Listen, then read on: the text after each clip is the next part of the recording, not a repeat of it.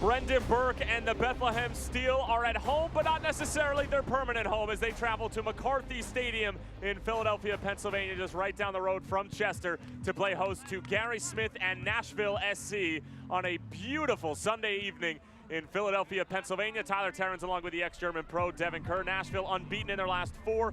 Bethlehem Steel winless in their last 7, one of their longest streaks in franchise history without 3 points. And Devin Kerr, there has been a lot of youth for Bethlehem. There's been a lot of movement, a lot of injuries, and a frustrated Brendan Burke, though, is confident that his young bunch can get it done tonight. A lot of times when your back's up against the wall, it does make you stronger. That's the old saying, right? What doesn't hurt you makes you stronger.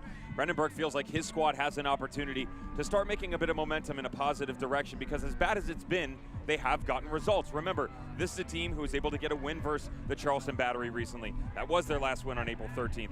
They got a tie against Pittsburgh, and then more recently, just a few games ago, they had that 2-2 draw versus Louisville. So they're capable of it, but the back line has to be better. You have to find a way to lock it up. Ben Ufemu has done very well in his progression as a pro, but you have to find a way to give him a bit more support. Jamoy Topi out on CONCACAF Gold Cup duty. He will then step in for Nathan Harriel. And then what's that movement going to be like? Issa Rayan will be next to him on the right, but it has to be a much better from the defensive side of things, no matter how good they are on the offensive side of the ball. They conceded 4 and did not score a single goal in their 4-0 loss against New York Red Bulls 2, in a game that Brendan Burke just sort of wants to forget and put in the rearview mirror, as they have conceded 9 goals in their last 3 games, and as Devin mentioned, their last win all the way back on April 13th. And with all the youth on the side of Bethlehem, meanwhile, Nashville are just experience galore. Their average age is just around 27, and they bought about 56 goals in the offseason, Devin. They're still waiting for a lot of that to come to fruition, but somebody who's been scoring the goals, and somebody who, Devin, you and I both expected him to really fit into this Nashville system well, is Daniel Rios. He's done that and more. He took the opportunity up top and he's run with it. 8 goals on the year so far, and it's been nice. Unfortunately, hasn't necessarily had a lot of support, but that's okay. They had a coming out party on May 11th versus the Swope Park Rangers. They had a 5-1 win, and you really thought that was the launching pad. Not the case. They've only got 2 goals in their previous 3, coming off that draw 0-0 at Indy 11. But Daniel Rios has never gone more than back-to-back games without scoring. He'll look to continue his winning ways, find the back of the net. Nashville looking to make it 5 unbeaten. Bethlehem looking for their first win since April 13th. It's all coming your way next.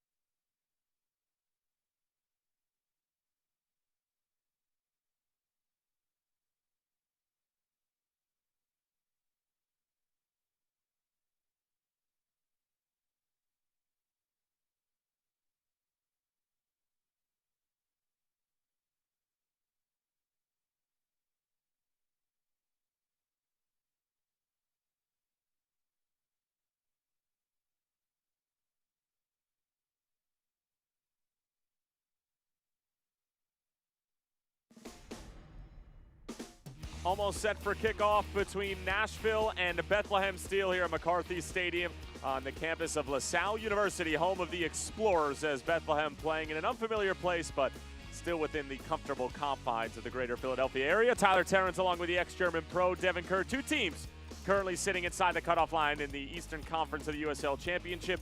Bethlehem sitting in 10th despite a -8 goal differential. Nashville currently sitting in 6th and can leapfrog a couple of teams with 3 points here tonight. We'll take a look at the starting 11s, beginning with Gary Smith and Nashville SC. Just a boatload of talent all over the field, Devin. A team that's got a fluid motion where they can sit in the 4-back and the 3-back. That's one of the reasons they're so good on the defensive side of the ball, is their ability to cover each other. And to give you an idea, the back 4 right now has the ability to easily drop into a 3 to allow one extra to push into the midfield and help out the boys going forward.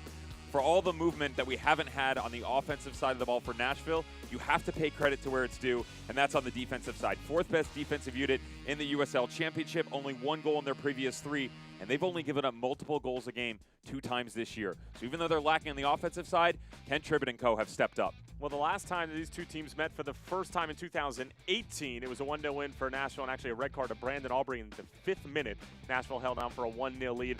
Bethleham's starting 11 will look like this. Borgelin and Farris will get the start up top. Michigolini is actually going to slide underneath those two, Dev. They're going to play in a diamond of sorts in the middle, and Brendan Burke said that he'd like to just provide a bit more coverage to the back line here so James Chambers can drop in between the back 2 if need be. Nathan Harriel, an outside back, is going to tuck in between Ofemu and Issa Rayan. That'll be an interesting matchup, see if Nashville tries to go after him. Axel Picasso on the right side will be a fun one here. He spent the preseason with the Philadelphia Union down in Clearwater. Why is that a factor? Well, a lot of guys got to go this year, but he's one that stood out, got an opportunity to play with them in a few friendlies before. Coming over from Lone Star SC out of Dallas, he did a good job making his way to the YSC program. And of course, Ferris up top, Schneider Bordelin. Still hasn't necessarily blown anybody away yet. However, most of the opportunities have been to Michigolina, so a good opportunity for the Florida native. Well, there's a look at Brendan Burke, who has been the only coach that the Bethlehem Steel know, and this has probably been one of the more frustrating stretches for him, I would say, outside of the latter part of the 2016 season where they dropped their last 12 games without a win, Devin. But speaking to Brendan, it's just sort of become all a reality for him, and despite the fact that it has been frustrating as of late, and they haven't gotten a win in their last 7 games, he still seems confident and is very confident in what Ernst and everybody at the Philadelphia Union and this entire organization is trying to get done. He should be, based upon not only the results that they had earlier this year, but the glimpses that you've seen recently, and glimpses against very good teams as well. We referenced that Louisville game, and outside of the questionable refereeing, it was a good match. I mean, the teams did a very good job, and Blue City obviously back-to-back champs, and so they give you these looks for 15, 20, 30 combined minutes over the course of a full 90, and that's where the issue has been. Early on this season, they were able to take their newly implemented system by Ernst Tanner and impose it on other teams. That hasn't been the case recently. They're now reactive instead of proactive, and it's only going to get more difficult against a very talented Nashville squad, like you mentioned, Tyler, going for 5 unbeaten. Well, again, if you're just joining us, this game is being played from LaSalle University, the home of the Explorers, here at McCarthy Stadium in Philadelphia, which obviously is a little bit down the road from Chester, Pennsylvania, and Talon Energy Stadium, where Bethlehem had moved from Goodman Stadium. Nashville, as we mentioned before, currently sitting in 6th place. Bethlehem in 10th. 3 points up for grabs here in Philadelphia between the Bethlehem Steel and Nashville Soccer Club on a gorgeous Sunday evening. Nashville coming off of a bye week. Of course, that 0-0 draw at Lucas Oil Stadium against Martin Rennie's Indy 11 was their last league competition. And they were gutted after their penalty kick loss to the Charleston Battery of the 3rd round of Lamar Hunt U.S. Open Cup, and it was just an utter meltdown for Gary Smith's side in the shootout, where they did not score a single goal. It was a 3-0 decision in the shootout against Mike Anhauser's side. It's Connor Sparrow who gets the start in between the sticks. We'll scoop it up for Nashville, looking to make it 5 unbeaten.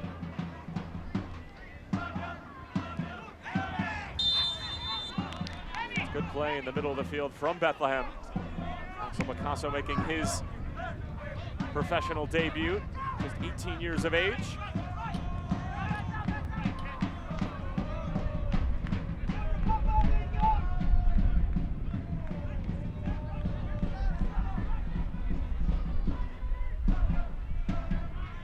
Flipped in by Harriel, and Connor Sparrow can just see it out of play. And Devin, you know, we talked a little bit about Bethlehem and what they're trying to accomplish and how it has been frustrating. Meanwhile, on the other side for Nashville, there's a lot of talk about the fact that they bought these 56 goals in the offseason between Carlton, Belmar, Lancaster, and Daniel Rios. Lancaster, of course, setting the single-season record. Carlton, Belmar had 10 goals. Daniel Rios with a 20 spot. But the thing is that they struggled so much last year that they actually have reached the 20-goal mark about a month and a half sooner than they did in 2018. It's not saying much considering that they struggled mightily in 2018, but things are looking up from an offensive standpoint compared to a year ago. You can go a step further than that and just say, look, we necessarily haven't gotten all the offensive exploits. However, if I'm a coach and I'm having problems and I'm in their shoes right now, I'll take that every single day. I mean, you take a look at their record, their body of work, 6-3-5 overall, currently sitting in 6th with an opportunity to jump to 3rd. Here's a first-time effort that just skips wide. That's a great look. And conversely, you get Bethlehem Steel, whose their problems are much more difficult to handle. So 10 looking up, currently 6 looking up for a chance to jump into 3rd. I'd rather be in Gary Smith's shoes, and he'll figure it out. I mean, they are having opportunities. That's the good thing. They just haven't been able to close them out. And if you want to specifically go with the 2 that you referenced, Lancaster has his 2, Carlton Belmar has his 1. The looks are coming. I would be more concerned if I was Gary Smith, if there were problems in training, if they weren't getting opportunities in gameplay, but that's not the case. And other guys are still supplementing their ability to go forward. They're just waiting for the big names to step up. And the offside flag is up on the near side to thwart that attack for Nashville as they're starting to connect with some decent interplay as Michi Galina turns upfield. Numbers the other way for Bethlehem, but quickly broken up. Galina again as it's taken away by Matt LaGrassa.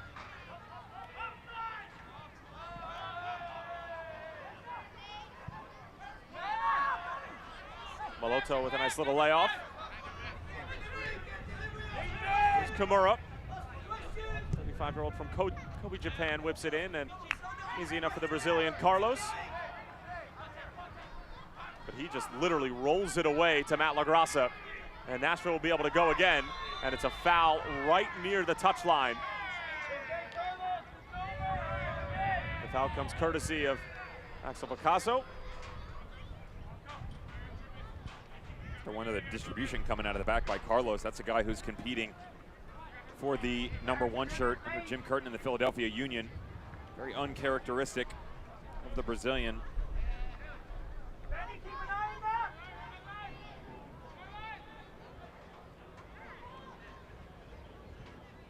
Good opportunity here for Nashville from the set piece. It's a bit of a makeshift corner with how tight of an angle it's on. Maloto and Justin Davis standing on top of it. 2-man wall for Carlos. Set up right at the edge of the penalty area.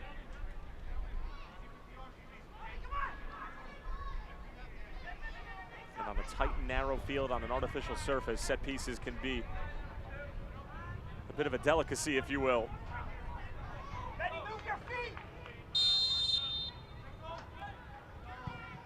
Maloto at the near post.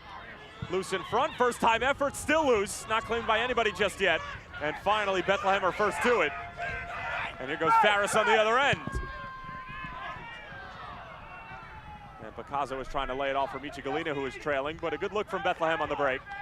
About a second, third chance opportunity. That was a great job on the backside by outside back Walter Cortez, and also their captain, James Chambers, just holding strong next to the goalkeeper. That would have easily ended up in the back of the net. Connor Sparrow, who of course was a focal point in that Shield-winning season with the Monarchs back in 2017, only to fall to the Sacramento Republic in the first round of the Western Conference playoffs. And Devin and I, you were talking about it before we came on air. Connor Sparrow and Matt Pickens could get every single minute for a number of clubs within the USL Championship, and it just goes to show the amount of depth that Gary Smith has at his disposal, not only at the goalkeeping position, but really almost every position on the field. Kimura lines up the long throw-in. He's on the field. He gets it there. He's on the line. He's still good. He's still good. He's got to be completely on. To your point, Tyler, the two netminders, Matt Pickens and Connor Sparrow, both averaging less than a goal against the game. Connor Sparrow has 2 shutouts to his name. Matt Pickens 4. And a lot of times you'll hear people make the argument of, oh, well, look at the stellar defense in front of him, a la John McCarthy at Tampa Bay Rowdies. That's not the case, and that's nothing against John McCarthy either. These guys are being tested. They're having to face shot after shot and doing such a good job stepping up for their back line when need be. Back in from Davis, takes a deflection. Rios trying to bring it down. And a good defensive play coming by Issa Rayan.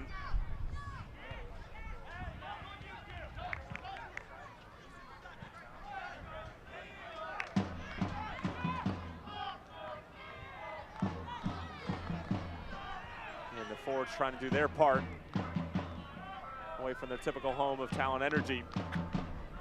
Terrific support group of the Bethlehem Steel.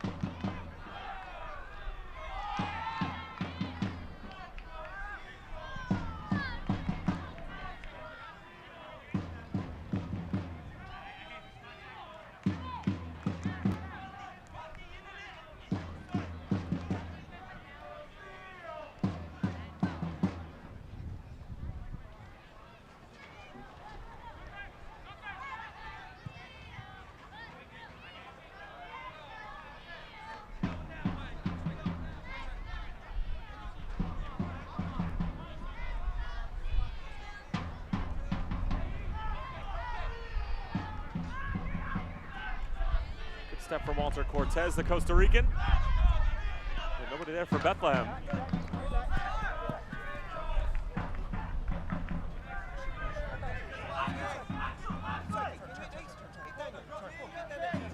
Just a brief history between these two sides. They only met twice last year.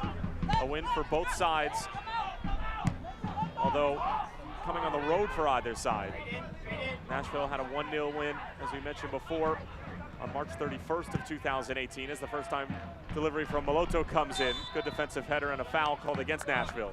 And then it was a 2-1 win on the road at Nashville for Bethlehem on August 25th. Both games saw red cards. Isjome got sent off in the 31st. Aubrey got sent off in the 5th. Goals from Chris Nanko and Adam Najim for Bethlehem on that August 25th matchup. The first game was Nashville SC's ever franchise victory. So nice to see them get out in front and maybe a bit of retribution for the home squad this time around. I was hoping we might be able to see Liam Doyle tonight. He's chasing Matt Lagraska for club appearances. One more and he'll hit 50. Off the ball in, Kabura is there. He pops it back up and James Chambers will muscle it away. Who scored the deciding goal from the penalty spot for Nashville in their first ever win, Mr. Devin Kerr.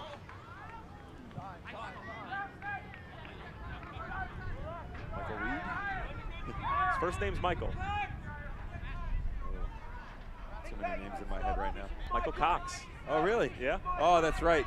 That's I right. think you and I were on the call for that game, if I'm not mistaken. I remember. Yeah, I remember when he was still here under Gary Smith. He made his way to St. Louis last year, was it? Chambers from distance. Good question. Please hold. James Chambers, who Brendan Burke has just been gushing about, and the new role that he's had to take on. Not necessarily a new role, because he's always been the wily veteran that has sort of had to wrangle in the youngsters that sometimes drift apart from the side. But he's had to take on a much different role just in terms of stepping things up in training, and that was the biggest thing that Brendan Burke has made clear to us over the past couple of weeks in our conversations with him, Devin, is that some of these 15, 16, 17-year-olds, they just need to understand what it's like to come in and train in a professional environment every single day, because even with the academy, you're not training 5 days a week, maybe 1 day off and a game day on Saturday. Coming in and training every single day, there's a mindset that is required, and some of them are still learning what it takes. Brendan Burke gave us the joke that because of the age gap, he wouldn't even be able to get a van big enough to drive some of these guys to the game. That gives you an idea of how young they truly are. And from an experience standpoint, you're spot on. It's so difficult to replicate an environment like that, and it doesn't matter what your talent pool is. If you're not getting reps at a senior level, it's hard to do the plug-and-play type system that they're trying to go for, especially when they have so many moving pieces. When you have guys that are injured, international duty, and then roster rotation, maybe even looks with the Philadelphia Union a la Michigalina, it's difficult to get all of them on the same page at the same time. So an opportunity for some of these youngsters to experience it for the first time. All the more important that you get the veterans to step up. James Chambers, Issa Rayan, even though he's only 19 years of age, seems like he's been around forever. And he's a guy who's very versatile. They use him at the right back position, and they think that's probably where he's going to be used going forward. But his ability to adapt to so many different situations, as well as positions on the field, make him such an asset to this squad.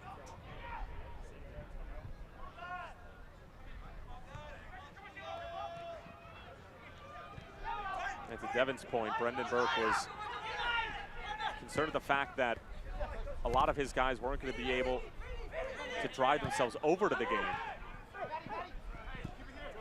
as it wasn't their usual spot of Talent Energy that they were having to get themselves to, but it seems like everybody got there in one piece, as far as we know. Brendan Burke got a squad on the bench. He's all dressed up. Gary Smith and he barking orders at each other already. The world is good. All is well. Walter Cortez has his pass picked off. Michi gives it away. Matt LaGrassa does him one better. James Chambers says, I've had enough of that.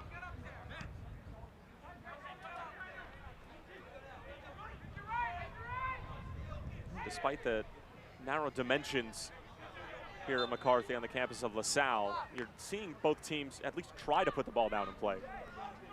It's narrow. There's no depth to it. This is really difficult to play on, and credit to them both. I mean, they've come out and they've stuck to their guns, trying to show you exactly what they've done in matches past. But you also see the choppiness coming into play as well, and that's nothing against their talent level. It's just what they have to deal with. But the chips are stacked against both teams, so you're both dealing with the same elements. You just have to find a way to rise above it.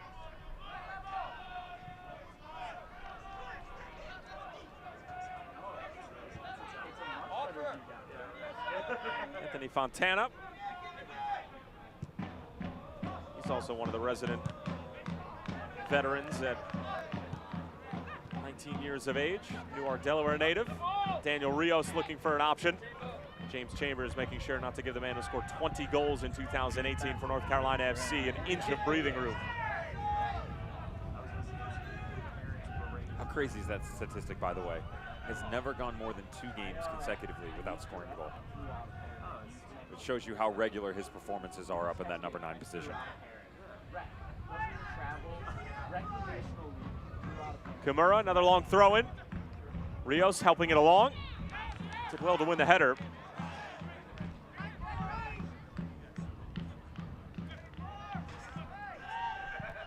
Justin Davis lashes it back in. And Carlos got clobbered in midair, and the ball falls into his hands as he was laying on the ground.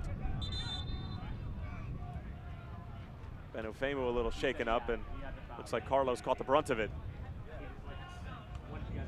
This is a talent they're really trying to nurture to their MLS organization. The Red Bull Brazil youth, who's also gotten reps at FC Liefering and more recently Red Bull Salzburg in 2018, comes over now to the Union and Bethlehem Steel. And he's kind of been in and out, not of form, but hitting that gray area of trying to break through with the Union and then also getting a few reps here and there for the Bethlehem Steel. Just falls flat on his back. Credit to him to catch it on the way down, as he was having some pressure applied from the trailing run of Ken Tribbett. It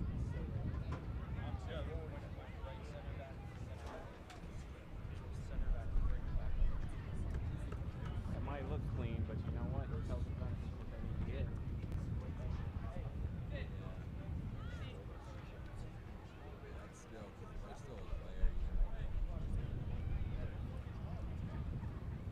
Carlos motioning to his back, and backup keeper for the Bethlehem Steel. And Tomas Romero just starting to wander, and perhaps start to warm up if Carlos is unable to continue, but the Brazilian a warrior. It looks like he'll still be able to go. He just gave a little peek to the sideline, told the teenager to sit down just before the camera angle changed. I got it, youngster.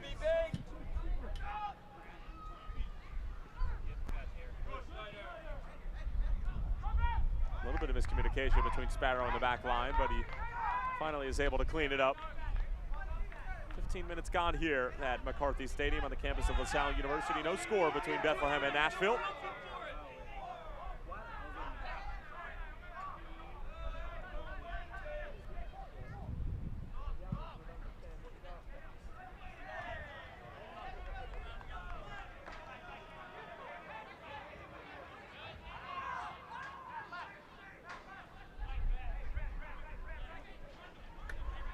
Harrell out of the back for Bethlehem. Good ball in for Schneider Borgelin. And he's been impressive in the first 15 minutes or so.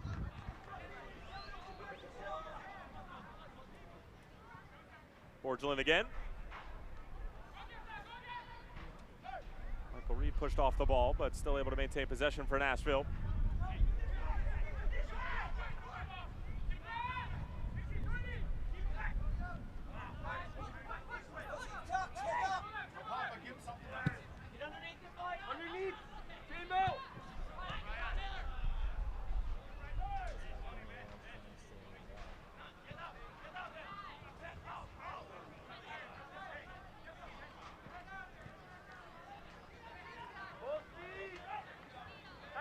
Rayan.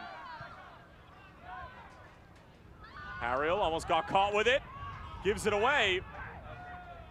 And stumbling to his feet is Ropapa-Mensah. That's the inexperience of Nathan Harriel. Has to be smarter. Too much talent for Nashville SC. This call comes back to you. You take your initial touch, which should have been away, on that left foot immediately. And then when you bring it back across your body, has to go back out toward the sideline. Cannot keep it tucked in. It's good pressure by Nashville. Offside flag was up before the foul could be called against Harriel.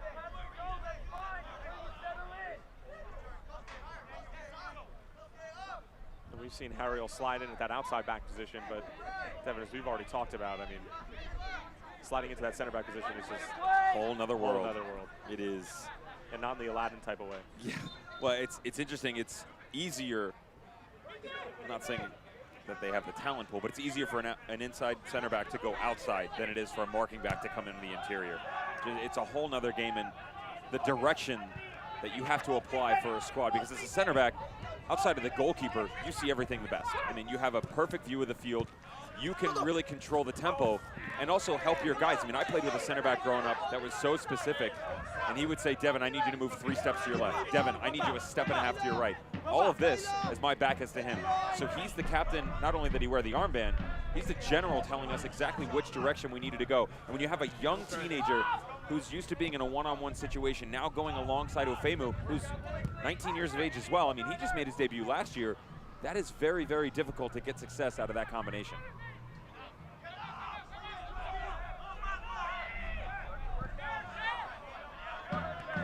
So here's time for Bourgeois.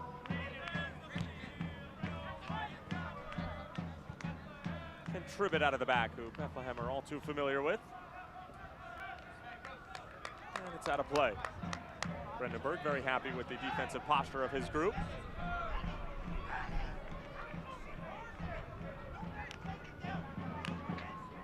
And one of the biggest things for Brendan Burke, I believe, Devin, and correct me if I'm wrong, but with such a young group, you have to stay positive. You have to be real with them, but you have to stay positive. But that is difficult to do when this is a result-driven business and you haven't won in 7 games. Let's take a look at who's on the bench right now. Dante Huckabee, who came on for the injured Michael Pellegrino, and you ask him, you know, what did you think of Huckabee's performance? He said, you know, I think he did a good job, but he's still only 16 years of age. You cannot put them into situations where the negative thoughts continuously come into their mind, because then self-doubt starts to creep in, then their performance starts to be hindered, and then you just get all away from everything you've worked on during training. So you have to nurture them in the right direction. So when results aren't going your way, spot on. Positive, positive, positive. You find ways to get the best out of each individual player that you can apply to your system at hand.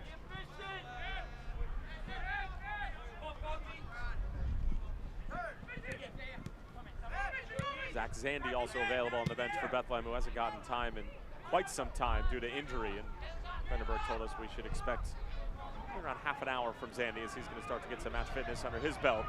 Nashville on the move, and Issa Rayan stationed beautifully to be able to intercept the cross, however, gives it right back to Nashville.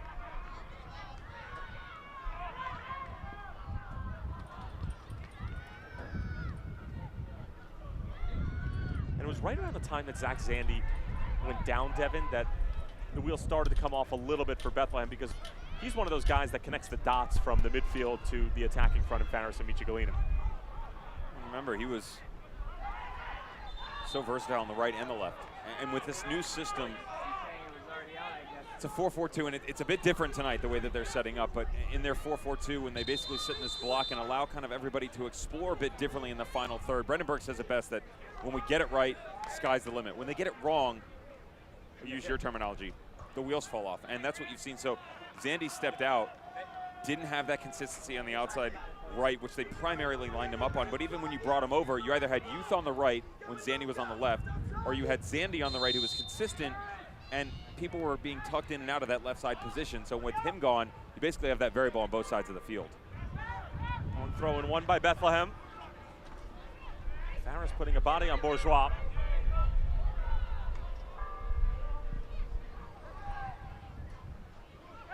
Big step from Ken Tribbett, and it falls for Farris. Predominantly left-footed, waiting for support in the form of Anthony Fontana. Fontana whips it in, good ball. One by Tribbett, who tracked back.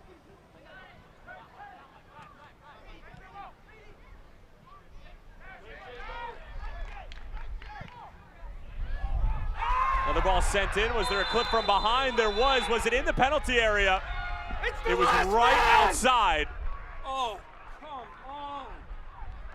How does that get screwed up? It's the last man. He's not wrong. It's a good shout from the manager. Clearly the last It man looked with like the it ball was in the box. last You got man time to fix with this. Bradley You got time to Bourgeois. get This it ball here. gets sailed over the top. Nashville had an opportunity. Meloto coughed it up, and as they go in here, it is the last man. That is blatantly the wrong decision from the referee right at the top of the box. Brandenburg beside himself.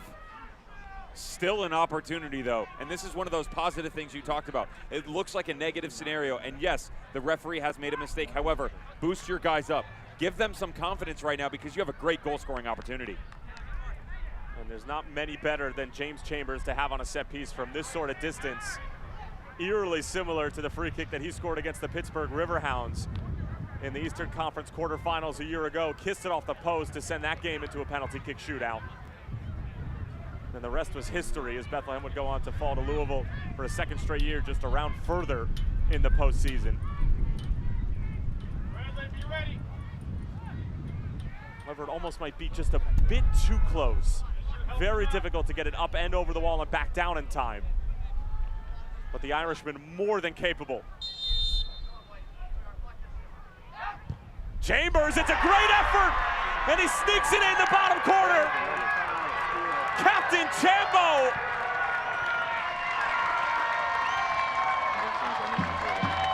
1-0 to this young and eager, stingy Bethlehem side. Steal goal scored by number 45, James Chambers. Goal There's the veteran leadership. Take the opportunity, apply the positive. Great recipe for success.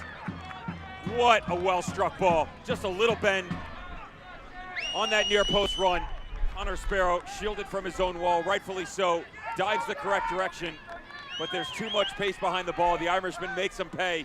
Great job by the captain to step up.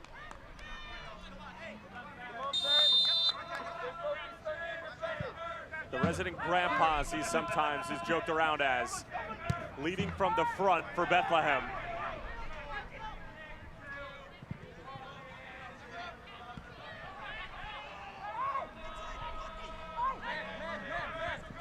Farris with some good pressure, and now this Bethlehem side looks a bit rejuvenated, and that goal very much against the run of play, as we have not seen Bethlehem have a ton of possession, if any, in Nashville territory.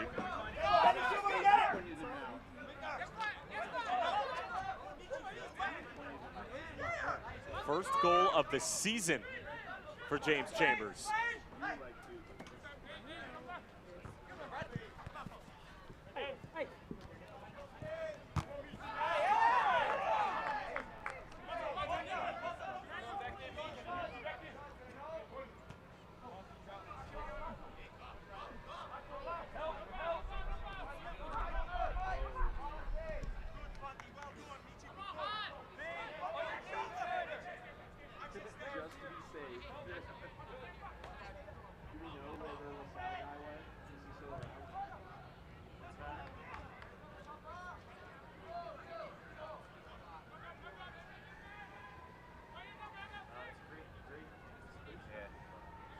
Corner kick coming up for Nashville, trailing on the road.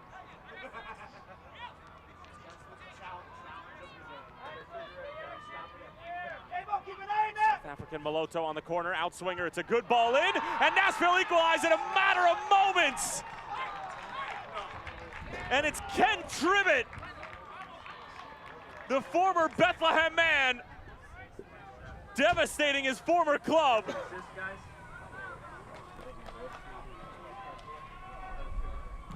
They have been so good on set pieces this year. A few matches ago against the Tampa Bay Rowdies, they felt snake-bitten. Nashville goal scored by number 6, Ken Tribbett. The assist, number 10. Gary Smith said that it has such an opportunity to make an impact and change the dynamic of a game. How about this on the equalizer? What a ball put in. And the big frame of Ken Tribbett just maintains form, picks out the far post and buries it. That's what you want out of your center back and out of your captain.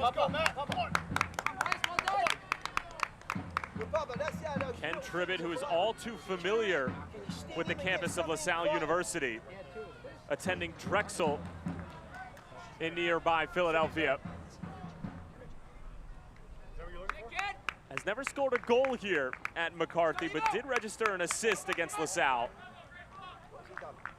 on August 25th of 2012.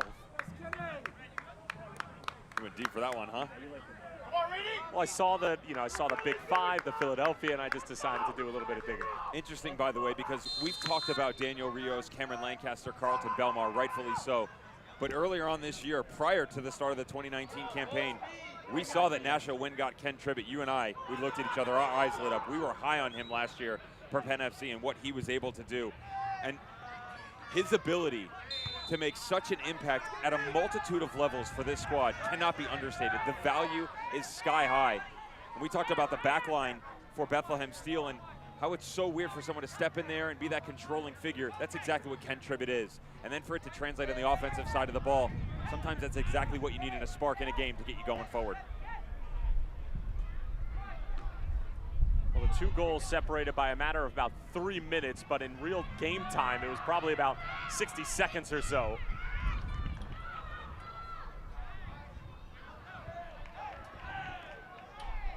I mean, there was a point last season with Penn FC that Ken Tribbett was just scoring bags of goals from set pieces. Remember, he would actually have runs that were 40, 50 yards long. He'd just play out of the back and go.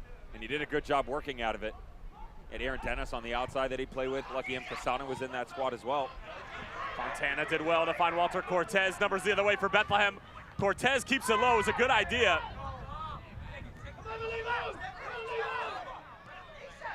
Fontana will go again.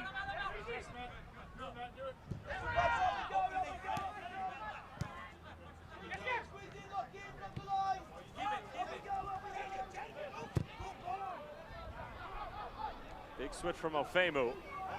Issa Rayan keeps it in.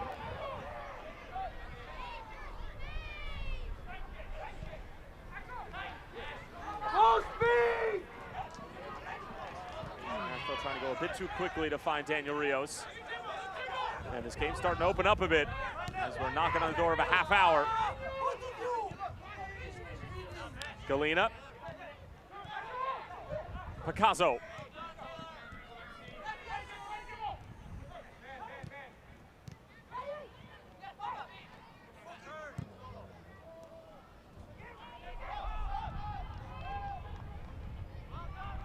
Nathan Harriel did well to make sure that Ropapa Mensah couldn't get a step on him.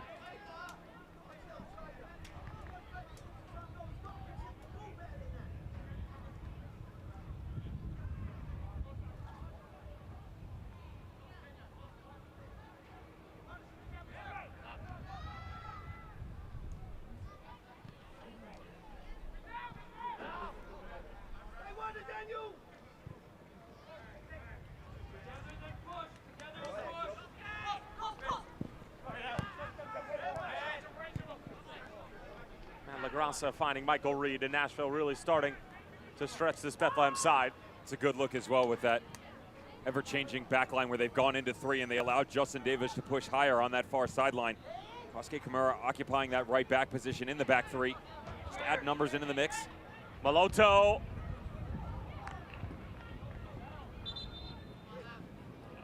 Did travel out of play. Maloto with his third assist on the season. On that corner he sent in to find the head of Ken Tribbett.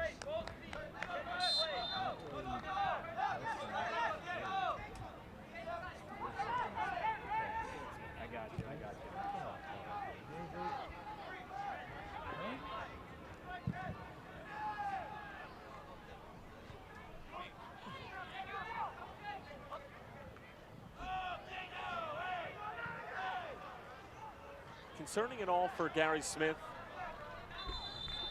that only 10 of your 21 goals have been assisted upon? It's interesting. I looked at stat up the other day, and no, not necessarily concerning, because there's plenty of other teams. I ran every single team in the USL Championship. You know who's at the bottom of that list with goals that have been assisted on? Is it a team that scores a lot of goals? It's a team that are back-to-back champions in Louisville City. 44% of their goals, only 40%, excuse me, only 44% are assisted on. So that gives you an idea of the stark difference. And the ones that have more assists on their matches, 7 out of the 10 are in the Western Conference. And it shows you the numbers that they go when they throw them forward. And, you know, there's other times where teams like New Mexico United, who don't have that number, they're right in the middle of the pack. They're a team that they throw numbers forward, but they don't always close out on the first strike. So when you're moving into the final third, you have a goalkeeper save, there's a rebound. Is it really his fault that he wasn't assisted on it? Because there's still an opportunity there. And so that's basically what you're looking at for Nashville. For Nashville, they should be thankful that they're not down to 10 men right now, because the last man rule, and a lot of people don't know this, it changed about 18 months ago or so, to where in a situation like that, old school, it was an automatic red, and go back even further, they would automatically award a penalty if it was the last man. They took the penalty away first, but even more so, what they've gone to now is if you're making a play on the ball, which I don't think he was, if you're making a play on the ball, ball's over his head. If you're making a play on the ball, it's a yellow card. If there is no play made on the ball, it's a straight red, and that's where I think the referee got it wrong. So for all you at home think we're preaching about something else, that's not the case. We just think the card was wrong. Mensah, great little move. Not sure if that was a pass or a shot, but either way, skirts out of play, and it skirted out of play for a throw-in. But Rapapa Mensah is starting to find a bit more space along the Bethlehem back line.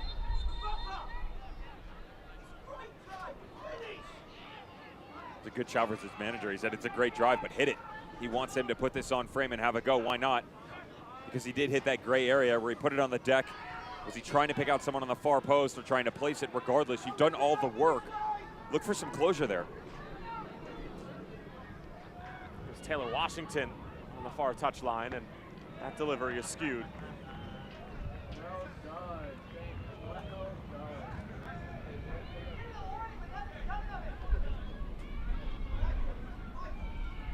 There's no way that this is an attempt on the ball, because the ball is 5 feet above anybody's head. That's a straight red. There's no way that Bourgeois is getting to it. Ferris 100% has a chance. The only thing that you can do is try and go shoulder to shoulder and apply pressure, and maybe, and I say that very lightly, maybe get a chance in on a 50-50 after the ball is dropped. So when Bourgeois pulls the arm and the jersey from behind, that is a straight red. Try to put yourself in the mind of the referee, though, because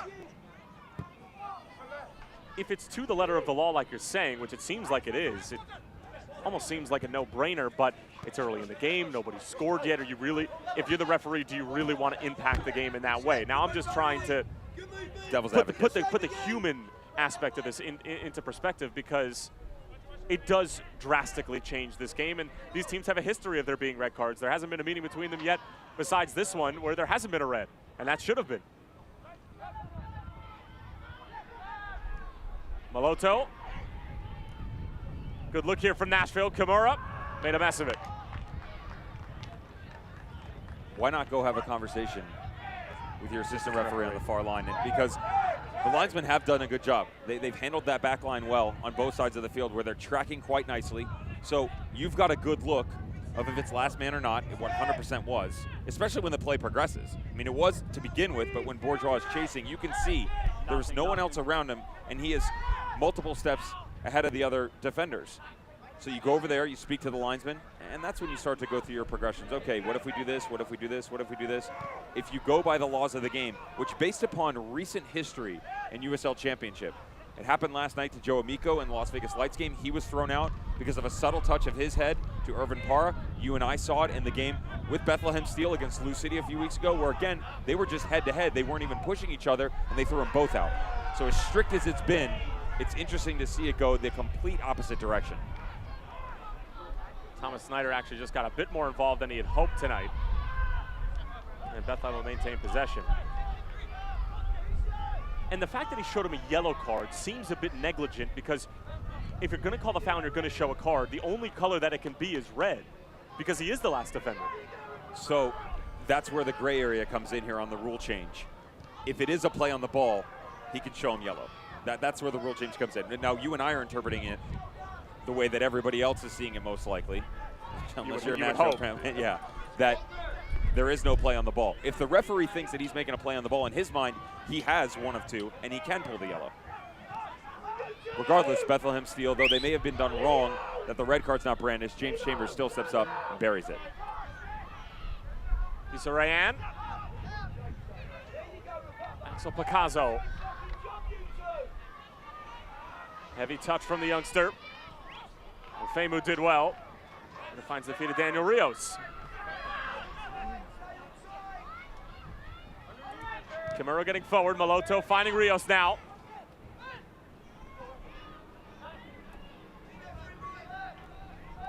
Kimura putting the moves on Cortez. And good defending. He's one of the trusted advisors for Gary Smith. Been with him all the way back since his days with the Colorado Rapids. Kosuke Kimura continuing to make an impact for the manager.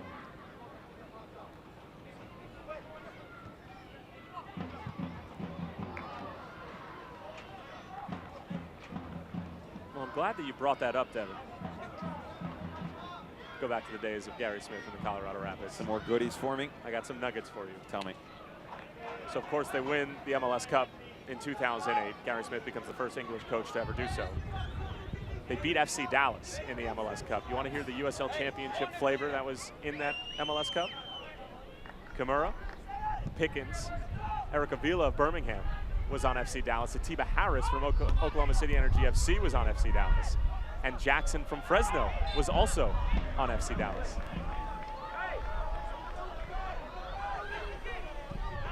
That's homework. It's just fun.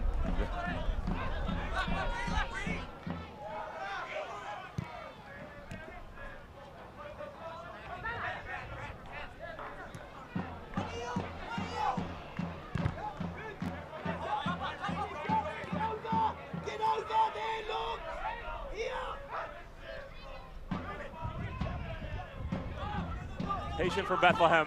Michi Galina looking for an option. Mensa comes away with it. Good ball forward from LaGrassa. Rios a heavy touch, but trying to settle it now.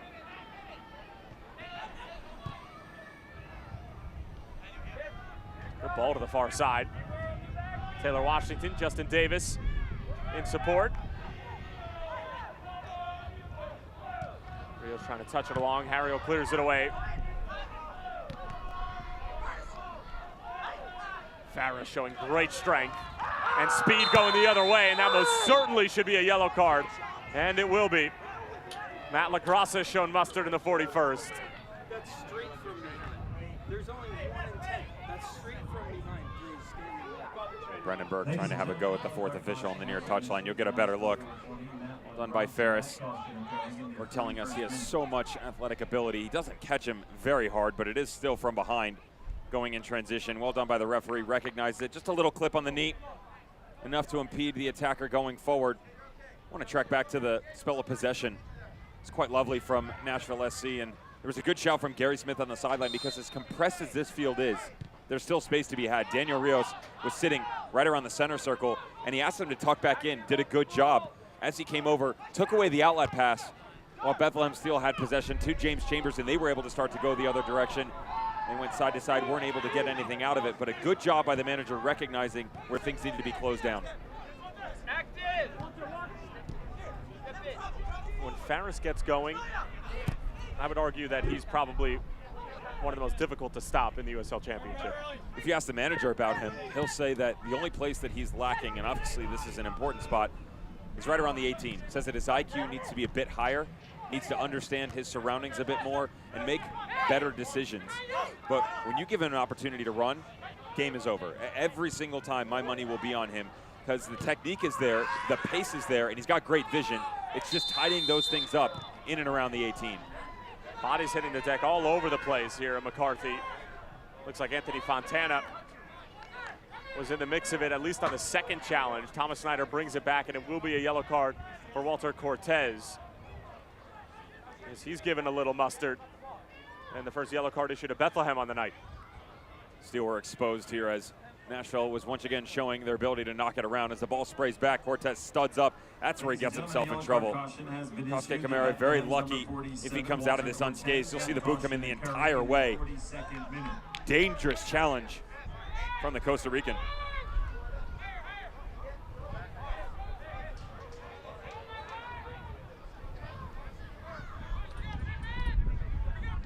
The only saving grace for Kosuke Kamara is that we're not playing on grass and the longer studs are now.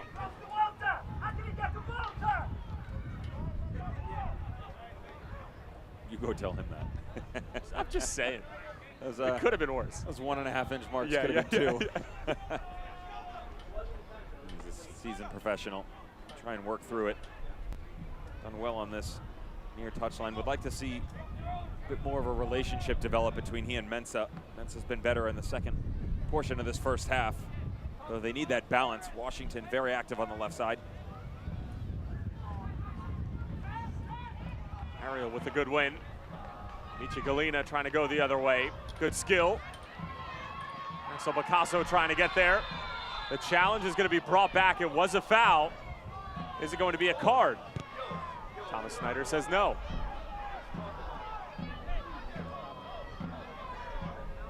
Great job by Michi Galina to show some individual skill and bring this down. Ball's got to be hit earlier. Shocked that the referee doesn't go for the card in that one. Allowing the boys to play a bit here. Michi Galina trying to get around Justin Davis. Nothing in that. Cleared away by Bourgeois. Ariel is starting to settle in really nicely after a bumpy 5 or 10 minutes. Picasso, not too much there. He goes back for Nashville.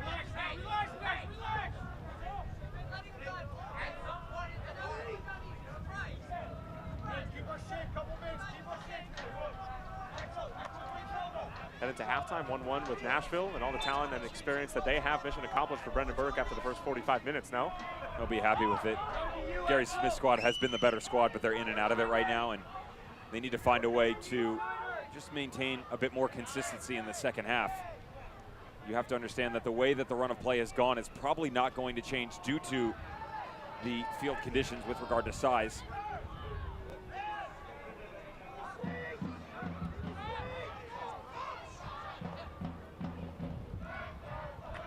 Fontana gets a touch to it. Fortuitous bounce for Maloto. Now it's Taylor Washington.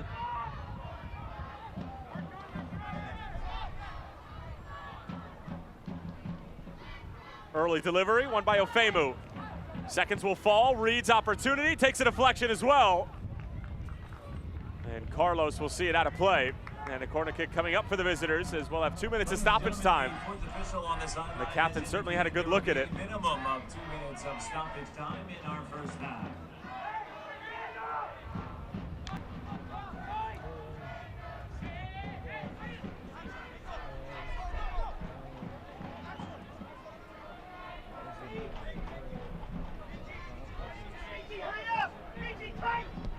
Maloto again from the corner. Again, the header won by Harriel. Ken Tribbett shouts for a handball, not given by Thomas Snyder. Kamura header back. Farris putting the pressure on, but couldn't quite keep his footing.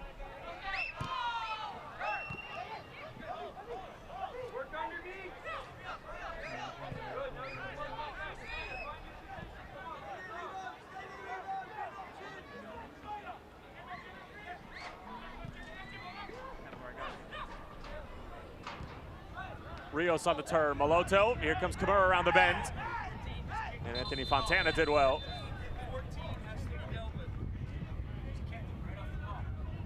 Daniel Rios is being accused of some off-the-ball antics involved with James Chambers.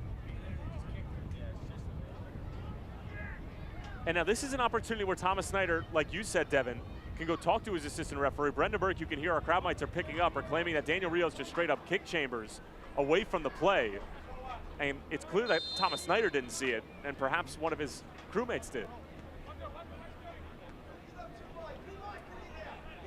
Get to that in a moment. Camara on the long throw-in.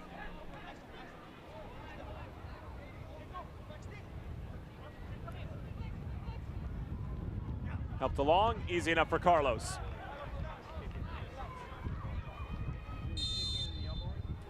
And that's going to do it for the first 45 minutes here in Philadelphia. Bethlehem and Nashville all knotted up at one in what's been a very competitive, physical, and gutsy match.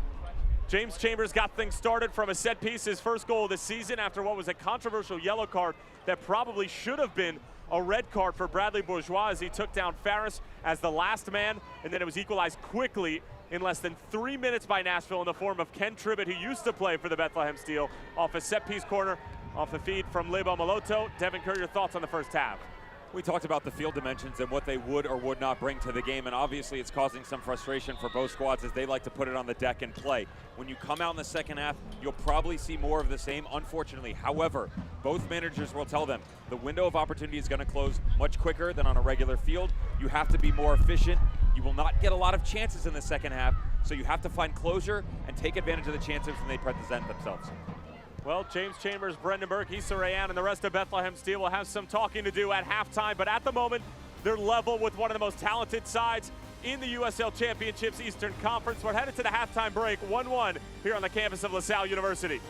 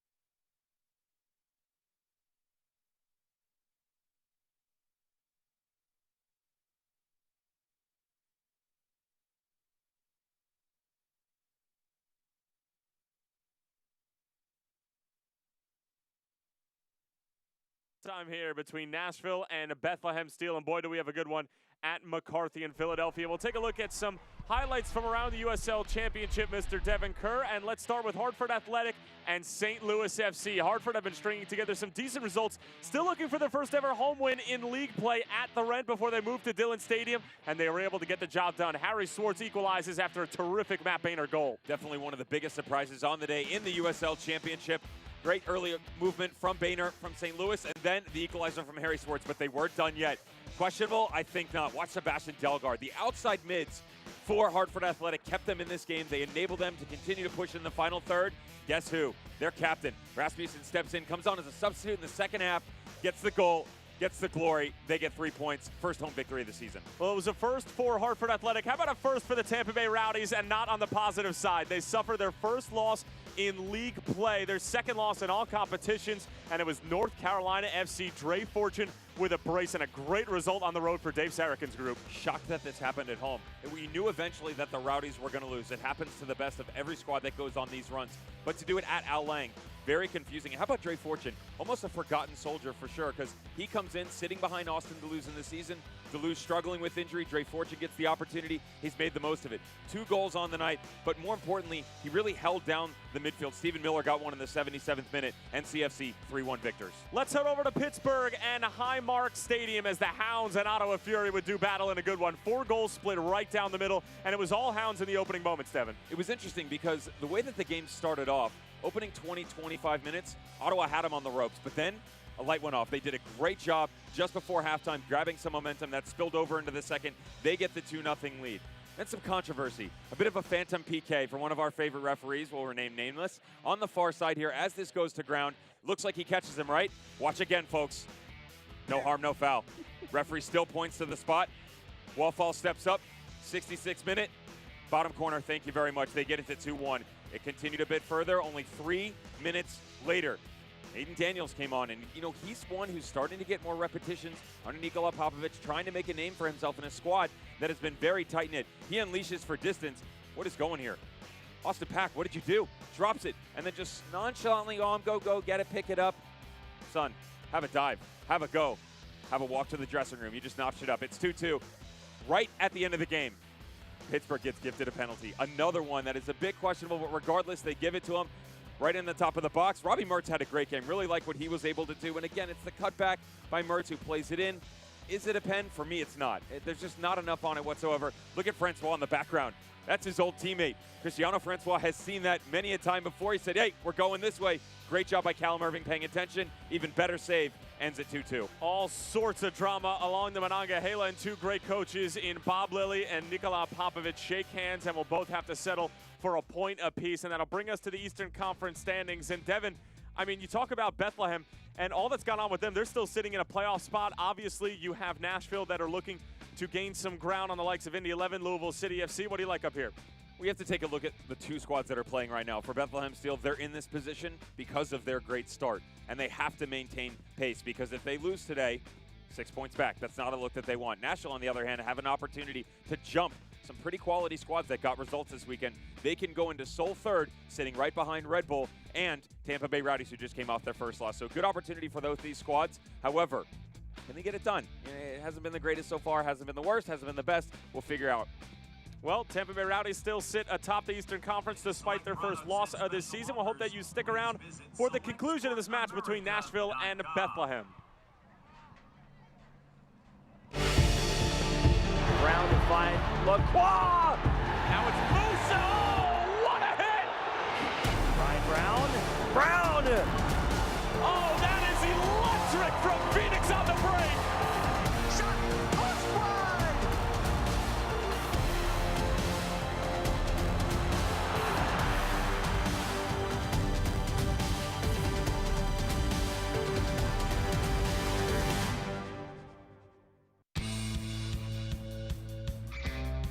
Offensive juggernaut for both of these squads. Here we go again. Steinberger on the turn. It's going to fall through. Allen! Just like that, it's 3-3. Alex Bassetti making a darting run. It finds its way all the way to Bassetti. Lays it off. Still an opportunity. Brown! Taylor again.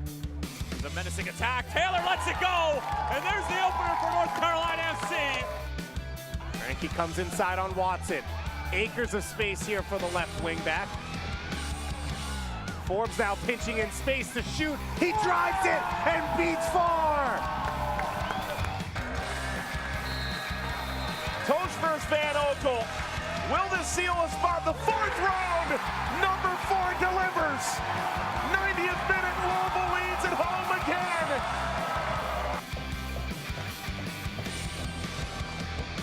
Into the 6-yard area, and it's Cicerone who wins in the air and restores St. Louis FC's 2-goal advantage. So here comes Wynn. Is this onside? It is. A chance for Nashville to equalize, and they do! Carlton Belmar. Charleston into this round with 2 goals. And now, he sends them into the 4th round. Charleston with the upset. Gonna tie his shoe while action goes on around him. Oh, good chance here for Lima. Up against the top scorer. Frater puts it in. New Mexico United in front. That's kept in play. Skundred's the initial effort. Another cross. Headed in! Winner Bonoma at the dance!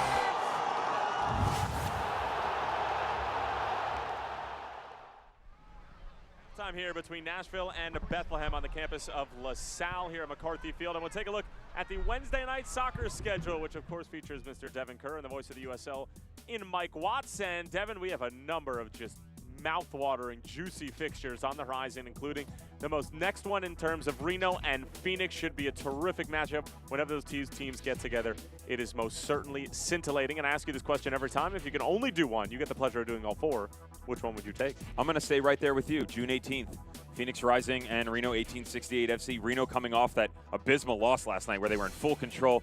Darren Powell and San Antonio FC come back. They get the 3-2 victory. So they have an opportunity to take down another team that's streaking right now. Phoenix 5-1-1 in their last 7. They've scored 3 or more goals in their last 4. That front 3 is out of control right now. And Junior Flemings, Adam John, and Solomon Asante. Junior Fleming's going to be taking off the Gold Cup. So who's going to step in over there on the left and help out going forward? That'll be interesting. Phoenix will take on Orange County first. Reno, on the other hand, will have to do battle with Los Dos before those two get to see some action against each other. And that Reno-Phoenix game will be a Tuesday night edition of Wednesday Night Soccer if you're still following me. If not, it's totally okay because you know what? I think we lost Devin a few minutes ago as well. It's still halftime here between Nashville and Bethlehem. We'll be back in a few moments.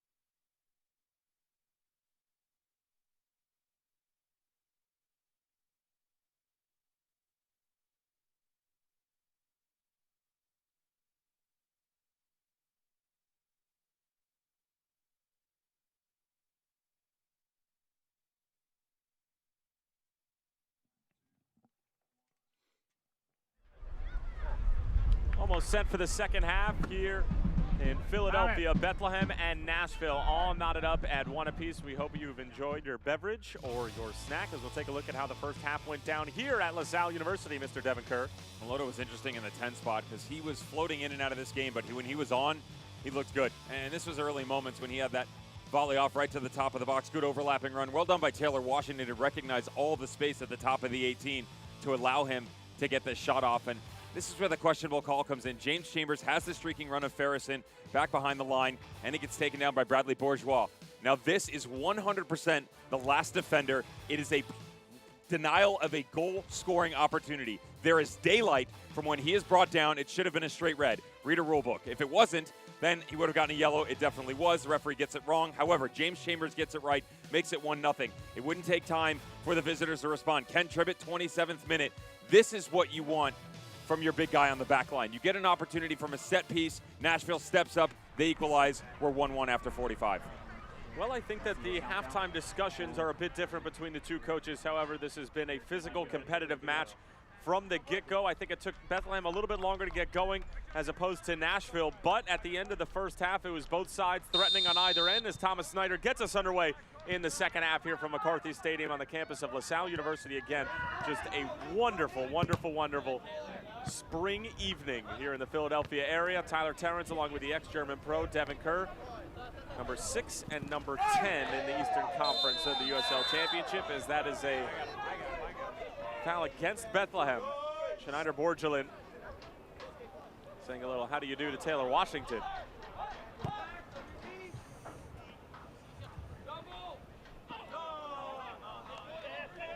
And nothing in that one as Bethlehem will try to go the other way.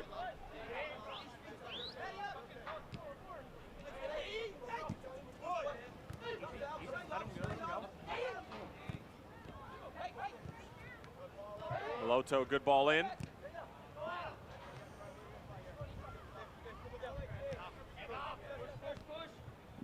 Justin Davis.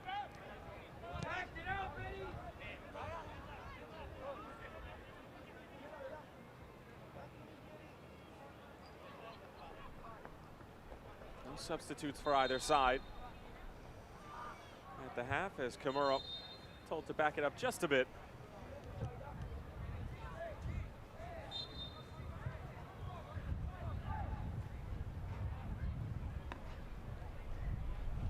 The way that the sun is situated, Devin, I would say that it's in the eyes of Carlos on one side, but it's also in the eyes of Connor Sparrow on the other, and the shade is in the middle of the field. They're both Having to deal with it for sure. And you better believe, based upon the time frame, they're going to have to handle it for the remainder of this game. Here's Farris after a giveaway. Farris showing great pace towards the byline, and Sparrow able to make the save. Not much that Farris could have done because he basically outran all of his support, and Borgelin was arriving late, and a corner kick coming up for the home side. Connor Sparrow knew it as well. Did a good job just playing the angles game. So much pace. Unfortunately, the execution not able to happen as there's no movement on the backside, and angle for him to break down. Well done by the goalkeeper.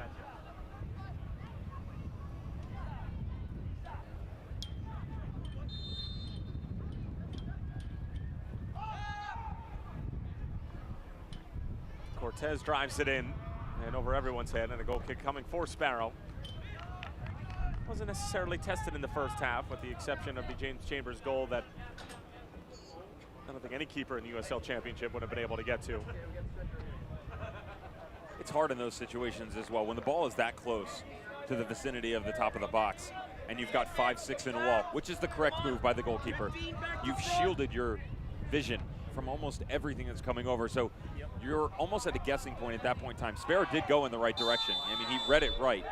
But it's hard to react because it's the distance between the end line and the goal, as Daniel Rios once again and James Chambers having a little fun. And the result of that fun is going to be mustard for James Chambers. 45. And those two got into it right at the end of the first half, and there was a shout from Brendan Burke that Daniel Rios just straight up kicked the Irishman away from the ball. 45 steal. Head referee Thomas Snyder didn't see it. Apparently our assistant referee didn't see it. Even our cameras couldn't get a good look.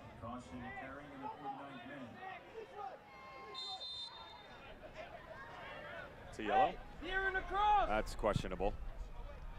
Daniel Rios, it's definitely foul as he reaches his arm out, but ungentleman behavior, I don't necessarily see that there. I'm lost. All right.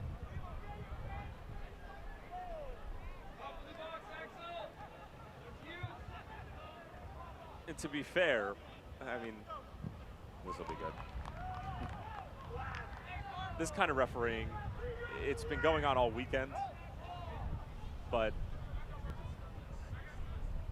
it's been going on a lot this season. I'm just saying. They're humans too. We have to give them the benefit of the doubt. Say that more disingenuously. I'm just trying to make sure I get my paycheck. I'm not going to jeopardize that. Another set piece opportunity for Nashville. So good in the first half. And then challenged by Ken Tribbett on the far post. Look to him again.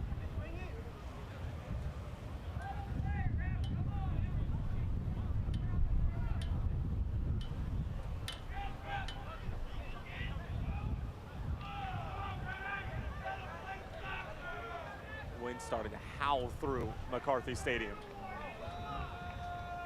Still waiting for Justin Davis to send this in. Watch three there, watch him there. Davis, good ball. Carlos gets a punch to it.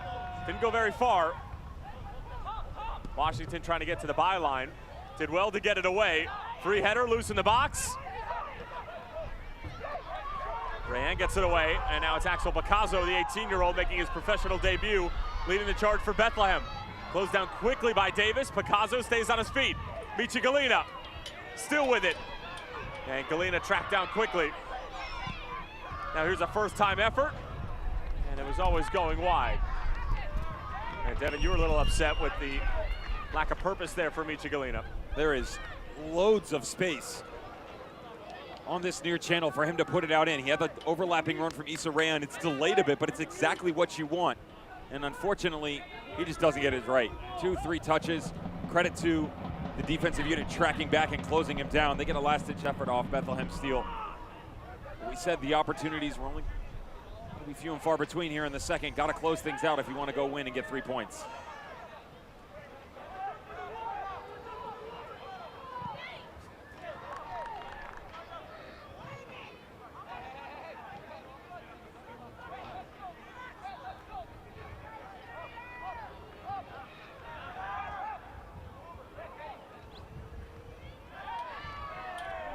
No foul called on Anthony Fontana. And then he commits one more or less in retaliation. And now that's going to be brought back. A really late whistle from Thomas Snyder. And James Chambers a little frustrated as he helps Lebo Maloto up to his feet in rather aggressive fashion.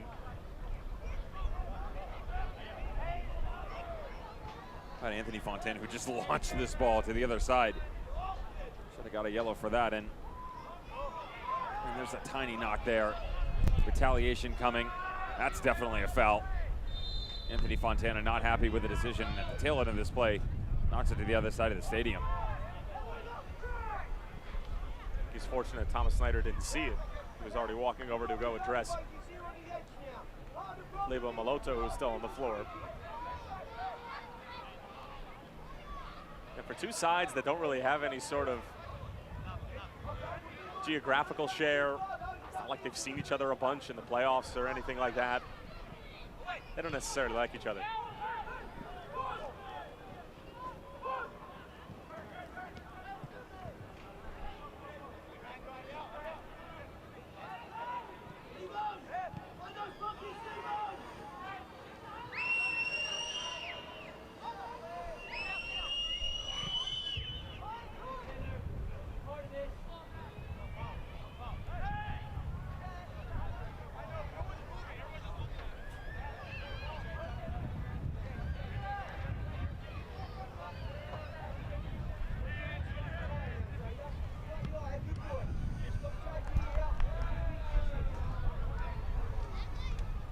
Throw-in coming up for Kimura. He's trying to line up these long throw-ins, but to no avail so far.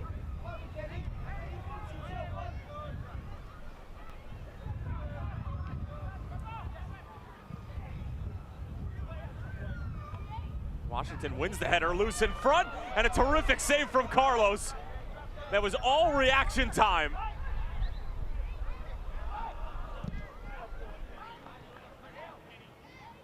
Maloto has it poked away by James Chambers.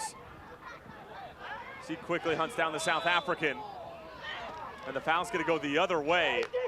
And that seems a bit questionable. Gary Smith, I think, is in total agreement with us. I'm with Gary Smith on this one. How about Ropapa-Mensah?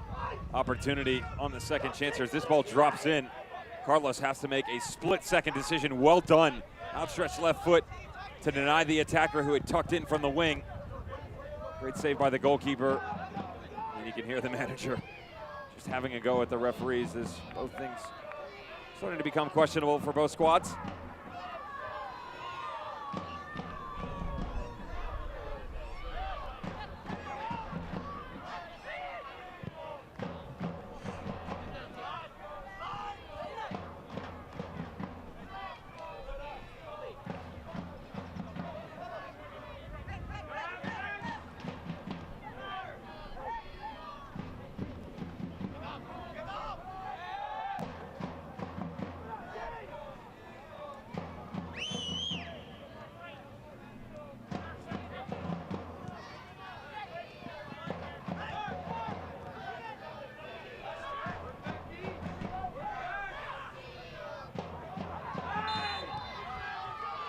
contact away from the ball. Daniel Rios is in the middle of it. He's been quiet tonight so far. Quiet on the offensive side. Has to be careful with these tackles that are being thrown around. He's going to be on the referee's radar. Well done by Nashville to maintain possession and try and stick to their playing style. So difficult to get away from how you make your money. You come to a surface like this and just trying to find a way. Again, not a lot of width, not a lot of depth, but still putting it down, trying to play. Kudos. Bethlehem on the other end. Cortez, a good ball, but Washington steps to it first as Picasso was making that run towards the back post rather than peeling towards the middle of the field. And now it's Moloto on the other end. Rios has it poked away by Harriel. Still available for Nashville. Rios, you can tell, is starting to grow more and more frustrated.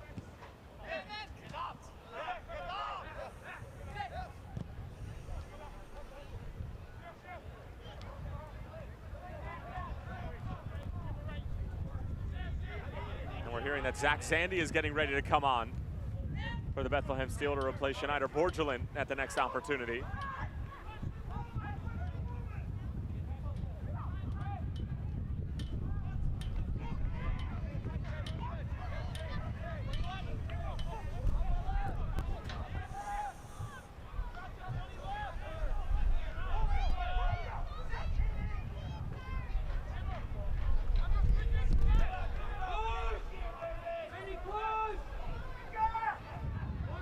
Tracking it down, working on Bourgeois. We got a sub.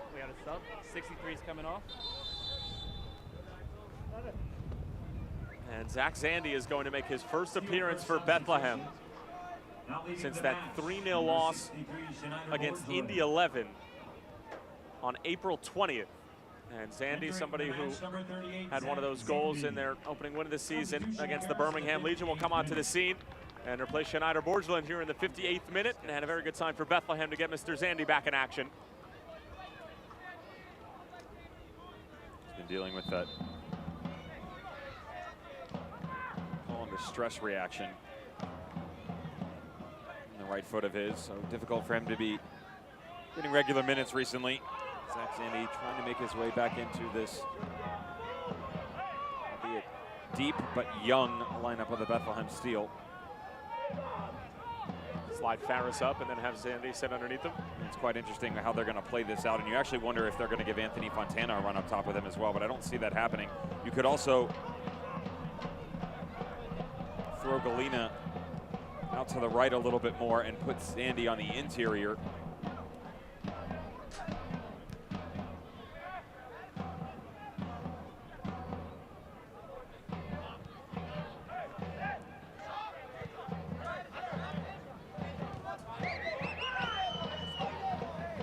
Taylor Washington, good ball in. Carlos reads it the entire way. He wants to go quickly.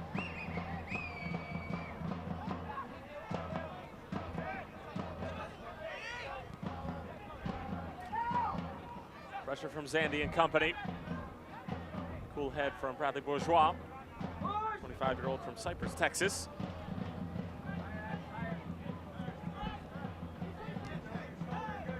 College ball at the University of Tulsa. Mr. Devin Kerr, what is the nickname of the University of Tulsa? Hurricanes. Golden Hurricanes. That's not fair because our producer was chiming in, but I was right there with it. You were. The wheels were spinning. I'll give you that one. Okay. The assist from producer extraordinaire, Paul B.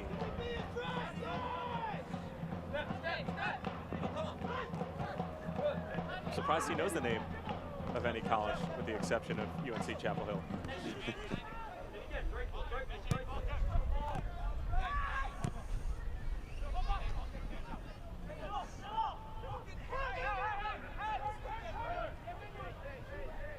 Michael Reed lets it fly. Wasn't a bad effort.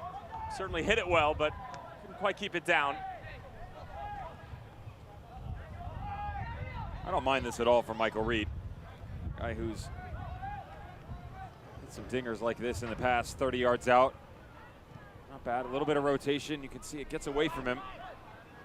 Keep the goalkeeper honest.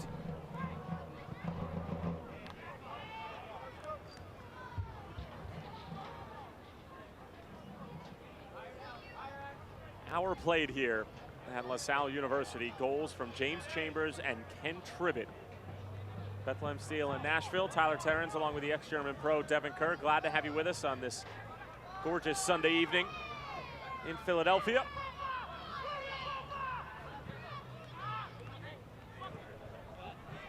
It's a hopeful ball that Taylor Washington wins, but Zandy gets a toe poke to it. Nashville finally able to move to calmer waters as Moloto sliding a great ball through for Kimura, working on Cortez. Cortez got a piece of it, and Carlos keeps it in play. Walter Cortez is quietly having a very good game against a much experienced Kosuke Kimura.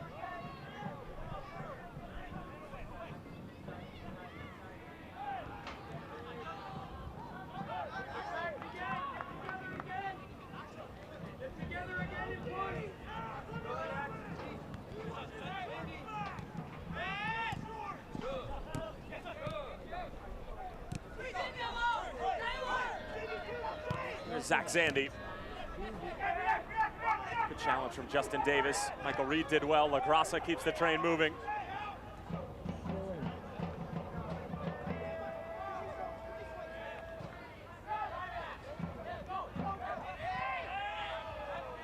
Ofemu and Daniel Rios getting into it. Bethlehem, when talking to Brendan Burke, he was saying how, given the dimensions of the field, that this very much could turn into a street fight. It's looked like that at times, but specifically with Daniel Rios, they have made him more than uncomfortable tonight. That was a game plan in general, but also when your number 9 isn't getting the ball, he starts going ball hunting. And you can see his frustration. He wants it at his feet, wants to be involved in the run of play. So credit to Bethlehem Steel for taking him out. But at the same point in time, as he's tracking back, he's getting himself into trouble. And that's where those tussles are coming in with James Chambers. Ben Ofemu tracking all the way out, probably a bit unnecessary. But you have to wonder for Gary Smith, is he willing to make a change? Flag is going to stay down. Here's Mensah, and he finishes it off. Mensah just waltzes in, beats Carlos at the near post, and Nashville lead 2-1 here on the road at LaSalle University.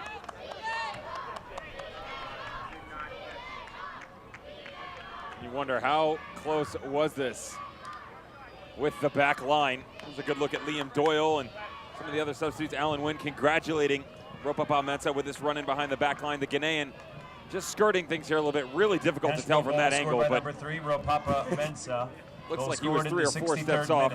Carlos tries to keep him at bay. Nothing that he could do, though, as he just puts it in the back of the net. Nashville jumps back out in front. Did you hear what the youth contingency was chanting? They're spelling. VAR was the chant from the kids in the stands. To be fair, they're probably not far off, but with the angle and the way that the camera work is done, it's very difficult to tell. I mean, you can get an idea and you can have a thought that, yes, you think it's going to be that, but you can't definitively say he was offside, especially to be fair because Mensah has a lot of pace behind him as well. I will say this, from where the kids are sitting over on the far side of LaSalle, they probably have the best view in the house. But kids will be kids. Now here comes Rios on the other end, can't quite get a touch to it. And Cortez did well to track back. It's a good finish.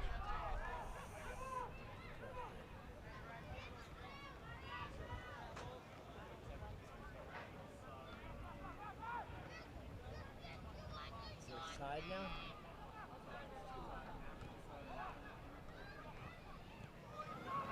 Grassa's pass is cut out, and now Bethlehem will have to battle their way back into this game.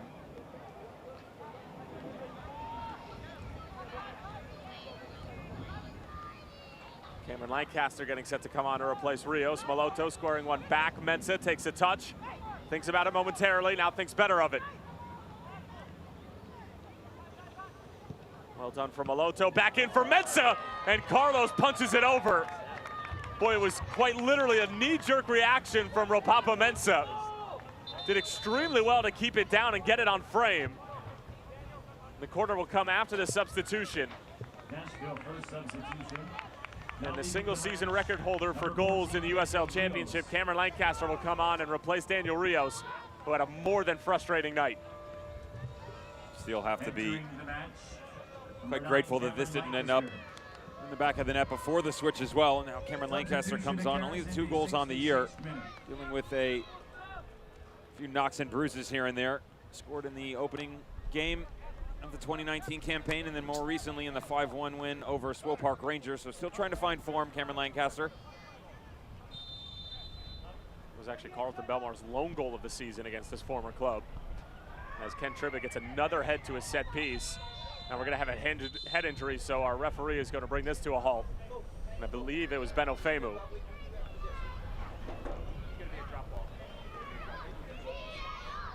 How about just before that? Carlos tracking this all the way. A little half volley, upper 90.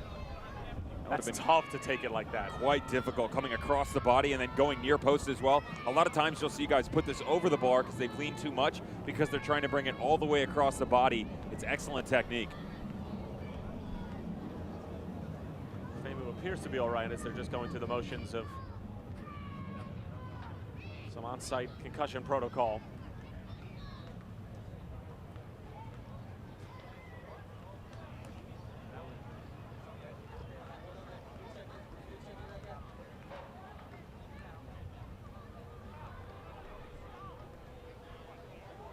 And while Tribbett was bulldozing his way through, looks like Ofemu knocked into somebody's head. It might have been his own teammate. Harriel was in the mix, but I believe it's Tribbett. You can see Nathan Harriel on the run through, Ken Tribbett on the backside. Well, neither Harriel or Tribbett flinched.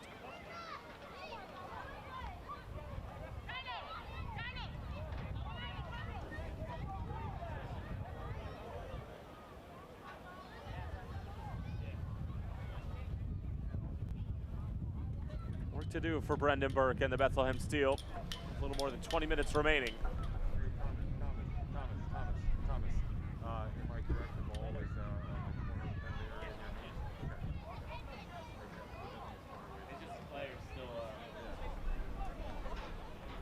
Fame was still being checked on. Devin, if you had to guess right now, Nashville, of course, last year got the 8th seed, fall to FC Cincinnati in the opening round. Where would you peg Nashville come postseason time? With regard to their standing? Yep. Probably right around where they're at, in a 4, 5, 6 spot. They've got some work capable of getting into the top 4 positions, but have some work to do. If they get the offensive threats going, they're right there. And that's where they're missing link right now. Indy 11, you could make the same argument for them, where Martin Rennie has his boys up and down as well, not necessarily in terms of their performances, but their inability. I mean, because they bought in some pretty big names as well. They're kind of dealing with the same frustrations. Ilya Illich came over. Of course, the great Dane Kelly, Thomas Enevoldsen. Tyler Pasher has stepped up and really done his part, though he's not the one that should bear all of that load. And you've seen really good form out of the top 2. Tampa Bay Raiders, New York Red Bull 2. Right now you would say that, but for Nashville, if they can just try and find a way to get 2 of those guys. Rios is great. Get Belmar and Lancaster. Again, you're not asking either one of them to score double digits again. Chambers taken down, no call. Now it's Maloto on the other end. Out wide for Washington. Numbers available for Nashville. Good ball in. And Mensah couldn't quite handle it. Carlos punches it away. Back in again, and it's a third for Nashville. And it's Kosuke Kimura. 2 goals in a matter of minutes for Nashville. And they're now in full control of this one on the road.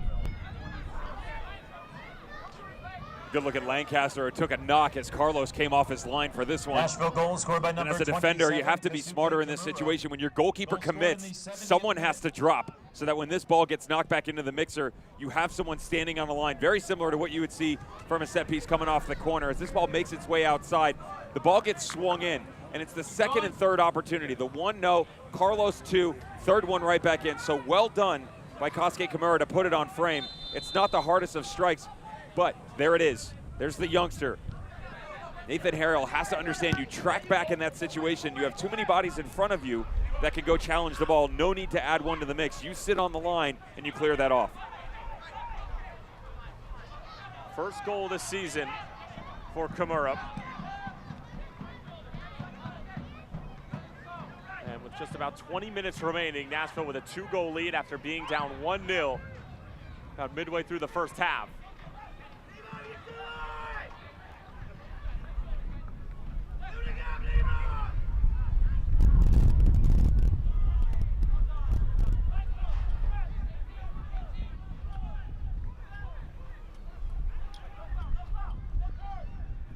Zach Zandy, not a bad idea. Farris, a great little swim move, and Sparrow, an excellent save, sprinting off of his line.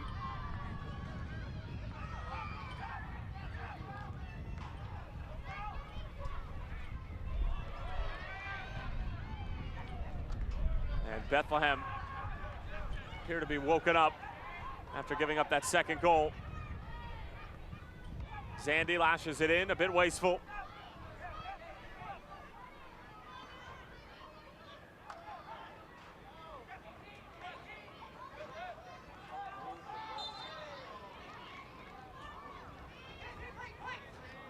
That's the first goal for Kosuke Kimura in all competitions since a 2017 Open Cup loss against FC Dallas when he was with the Tulsa Roughnecks. You'd have to go all the way back to 2012 when he was with the Portland Timbers since his last league goal.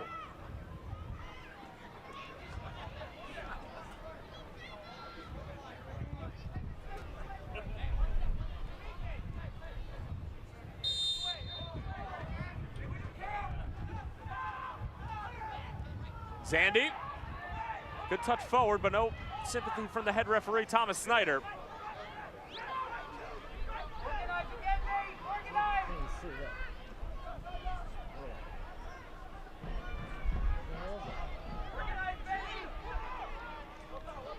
Galena has it poked away. Good pursuit, though, from Michi Galena.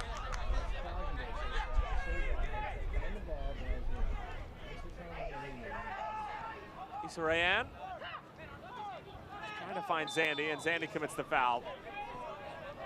And you can see the frustration starting to boil over for Bethlehem. Love what I've seen out of Matt LaGrossa and Michael Reed in the middle of the field tonight. There is no room for Bethlehem Steel to come down the center of the park. Everything has been out on the wing, and that's the last place you want to be if you're the Bethlehem Steel because of their ability to go from a 4-back to a 5-back and then compress into this huge block defensively. So talented this squad is for Gary Smith. Here's Lancaster, and Carlos able to hang on to it. It's actually Lancaster's first league appearance since the last goal that he scored against Swope Park Rangers back in mid-May. Only his 8th on the season as well. Again, we talked about just a couple injuries he's had here and there, trying to pick out that far post. Well done by Carlos. Not a bad idea from Cameron Lancaster, and I don't mind that. Up 2 goals, trying to build your confidence. Why not have a go?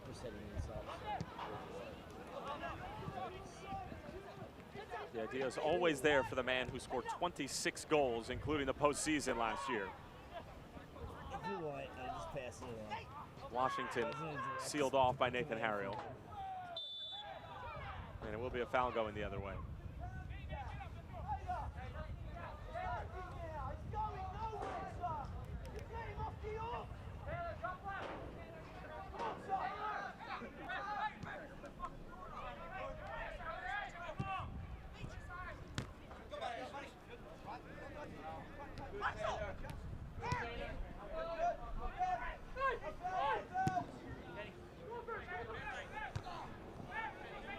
Header won by Tribbett.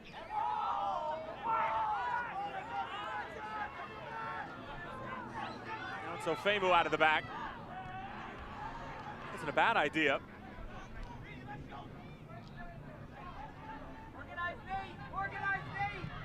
Long range effort, deflection. Sparrow scrambling to keep it in play and did well. Those slides do not feel great on the artificial turf.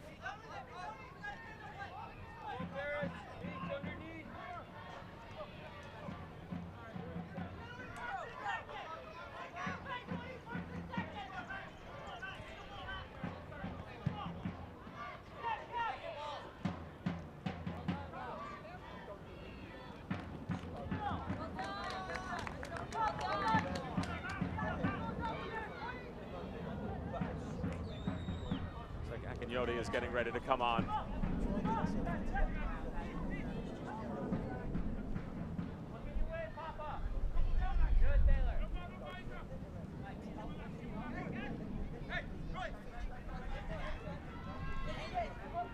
Hazo. Did well to get out of trouble, but forces Walter Cortez to take the scenic route.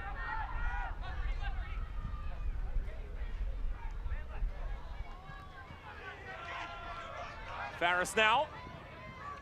Out wide for Galena. Michi Galena, great little move. And a terrific save from Connor Sparrow.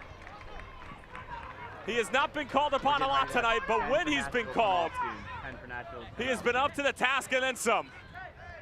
Wise beyond his years, Michi Galena. Everybody, including myself, thought he was going to pull the trigger on the right foot. Justin Davis goes to ground, pulls it back across, and Connor Sparrow bails his back line out. Very well done by the goalkeeper. Now it's Harriel from distance, and he was always yanking that wide, and he pulls up a little bit lame. And since the Kimura goal, there's been a couple of instances where the Nashville back line has fell asleep and Sparrow's had to bail them out. That's why he's averaging less than a goal a game. That was a good conversation with Gary Smith a few weeks ago, and he said, listen, I have the luxury of having those two. I can rotate them back and forth. They have a great relationship, and just one look, two looks here and there. Nice ebb and flow in this 2019 season between the two goalkeepers. And yeah, they might be limited opportunities, considering they're almost splitting them right down the middle. But no guy has to be the bigger one in the pecking order. They just share the load quite nicely. Looks like a double switch getting ready to come on for Gary Smith and Carlton Belmar. They're ready, they're ready. And hey, pull Akinyoti. 20 as well. Tell 20 he's coming off as well. Nashville final two substitutions. Carlton Belmar will come on and replace Lebo Maloto. Number 10, Lebo And as Maloto. I'm sure you probably heard at home, Akinyoti will come on and replace Matt LaGrassa. Carlton Belmar. Maloto with a very solid game tonight. Nashville third and final substitution, leaving the match. Two Number 20, assists. Matt LaGrassa. The first to Tribbett from the corner, Entering and then the match, the number assist on the 30, Rapapa Mensa goal. Akinyoti. And Carlton Belmar will look to add to his scoring tally and really lock this one up for Nashville in the final 12 minutes or so. Have to give a lot of credit to Maloto as well, because he had that early opportunity on the volley and then faded from the game. Found a way to grow consistently, though. There was a lot of space for him to break down. Once he started to pick it out, he had to rotate out of the comfort zone from the middle of the field, and he started going far, started coming near, and connecting with these guys going forward, leading to the goals.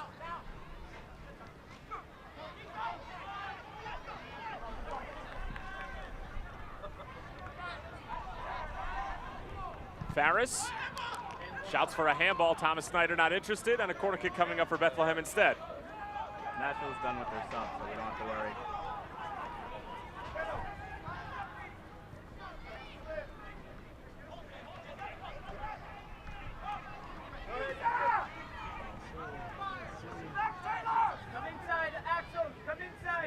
Farris, nice little touch back.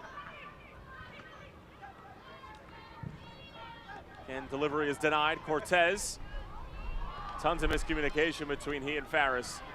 And it goes back to Nashville. Nashville's done with their subs, so. It just seems like sort of a war of attrition on the Nashville side of things, as Bethlehem have exerted a lot of energy. They had a lead for about 3 minutes. They gave it away on that Ken Tribbett goal.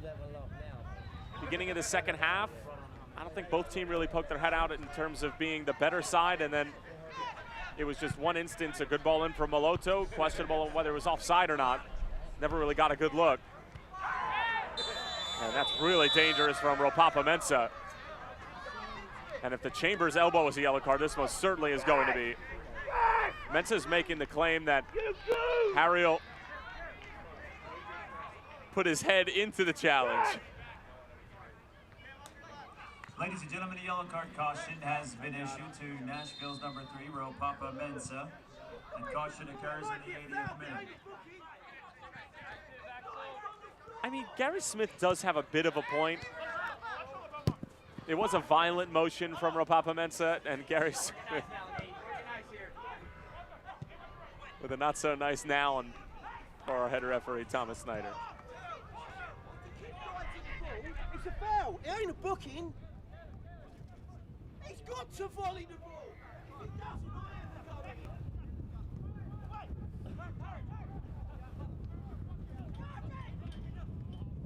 in. Chambers did well, goes to ground and gets it right. Now he sends it back in, delicious ball. And Farris couldn't quite corral it. It's a difficult ball to take.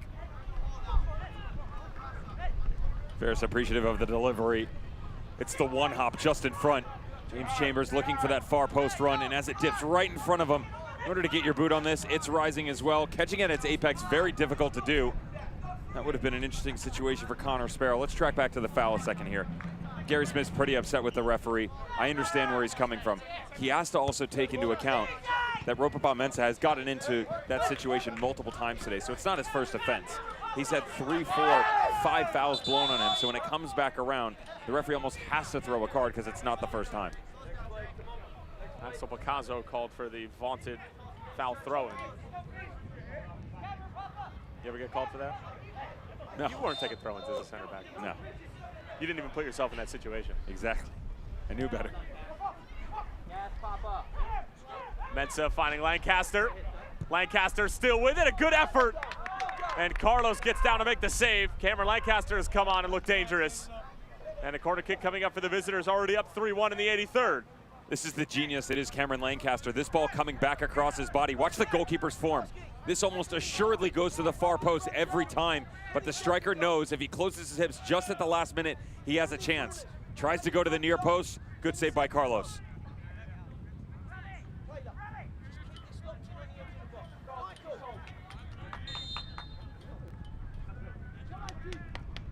Justin Davis on the corner, outswinger. Pinballs around a little bit, bicycle kick attempt in front, and it's Lancaster. Third goal of the season. He was always knocking on the door. Easy as they'll come for the Englishman. And it's all Nashville here in the 83rd. A lot of questions being asked of this game. Nashville goal scored by number in the 9, first half. Cameron Lancaster. Second half, things have definitely opened up for Nashville SC once again from a set piece, albeit a third opportunity. There's Mensah on the doorstep, but on the deflection off of Anthony Fontana. Good job by Lancaster to just continue to be a problem. He's a thorn in the side. He just steps right into it. Ball drops in, and he finishes it off. And that's the true mark of a great goal scorer. When you're not necessarily in the best of form, still find ways to make an impact on a match. Lancaster's been able to do so. Here they go again. Things going from bad to worse for Bethlehem. Mensah back for Lancaster. Great touch, and it's blocked in front. Mensah was lining it up, but a good play from Picasso. Lancaster looks like he's starting to figure it out a little bit. The minute that you see that smile from him, watch out. He gets that little grin where he's having fun, just on a little walkabout on the pitch. And that's not good news for opposing defenses. And next up for Nashville, at Hartford, home against Ottawa, home against New York Rebels 2, and then at North Carolina FC. And do not sleep on Hartford Athletic because they're starting to put some results together. And they probably did the best job out of any team, maybe with the exception of the Birmingham Legion this season, of making Anthony Pulis and St. Louis FC look disoriented from the defensive side of the ball. As Farris with a great effort, Sparrow got a touch to it, and Connor Sparrow is putting on a bit of a show here at LaSalle University, up 4-1.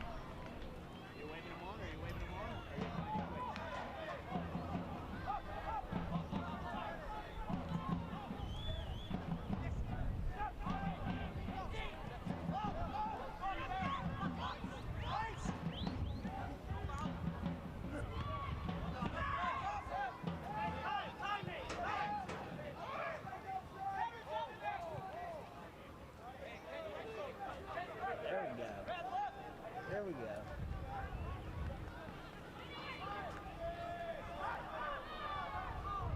No foul at the edge of the box. Cortez. Chambers pushes it along for Issa Rayan.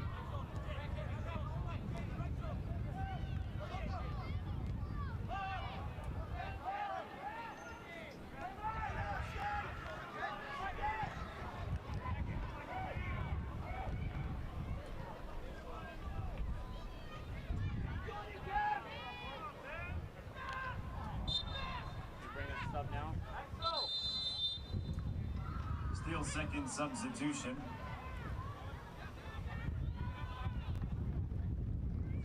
Now leading the match, number 59, Axel Ragazzo.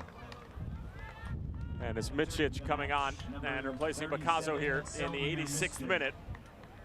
The substitution occurs in the 86th minute.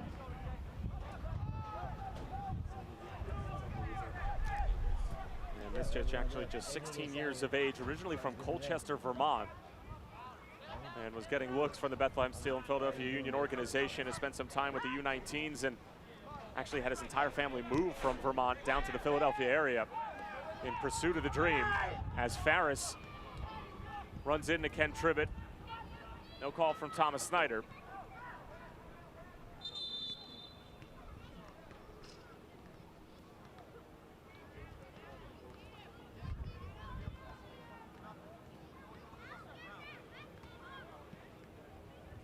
Farris just getting tangled up. A few minutes to spare here. No malintent by the back line of Nashville SC. Ken Tribbett having a word with the referee saying, I didn't see him. Didn't see what went on. We'll get a better look at a problematic area for the shoulder as he comes back across him and let's reach out a little bit. Not necessarily sure the referee's going to step in that situation though.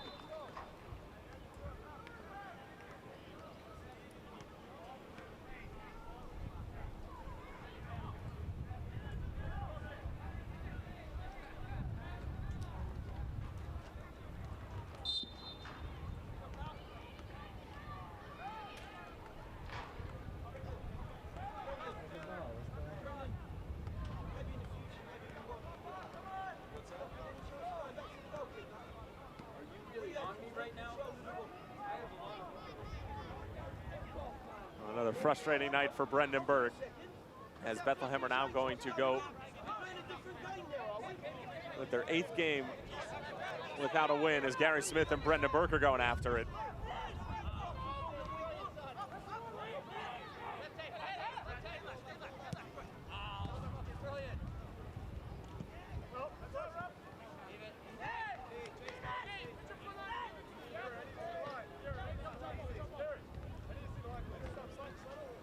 It's their second longest streak without a win in franchise history.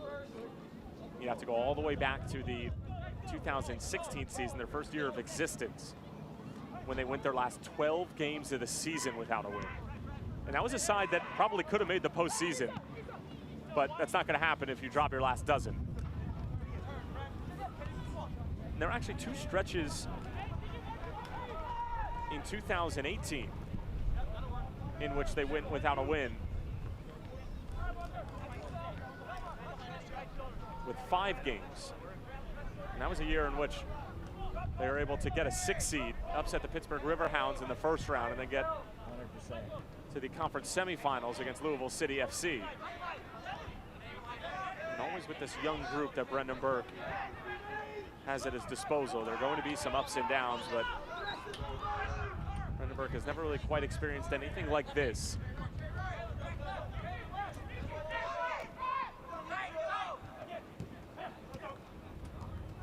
Good interplay on this near side, as we're hearing 4 minutes of stoppage time. Fontana, good ball in, handled by Bourgeois, and a corner kick coming up for the home side.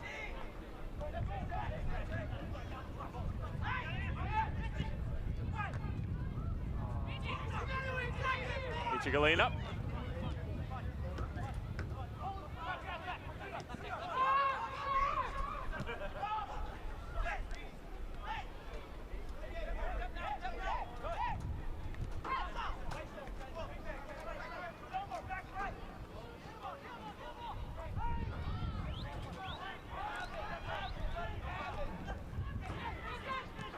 Galena out wide. Here's Rayan, and it's blocked by Ken Tribbett.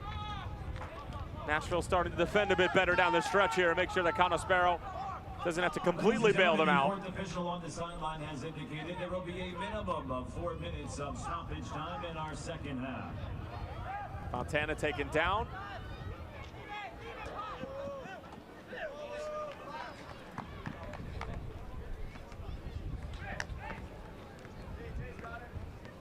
Mensa's got one of the best first names in all of football.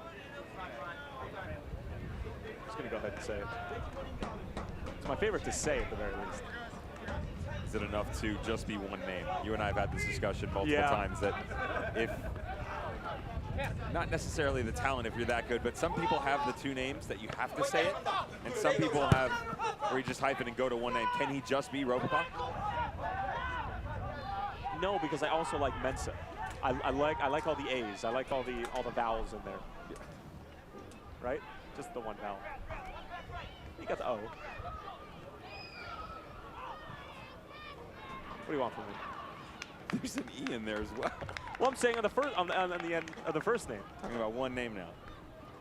One name? What do you seal?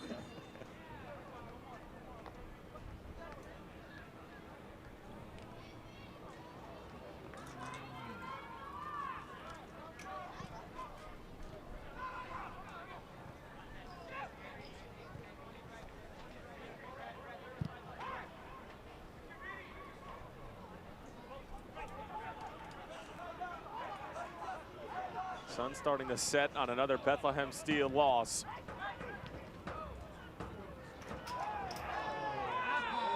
That was a really awkward fall. And Kimura is really shaken up. They're asking for medical attention immediately. Kimura's trying to get to his feet, but he looked all sorts of wobbly. Well done by Ferris to get in the middle of this and separate the guys. Just falls very awkwardly as the ball comes back up. There's not much there from Anthony Fontana, but it's the way he falls. Comes back over the top of it.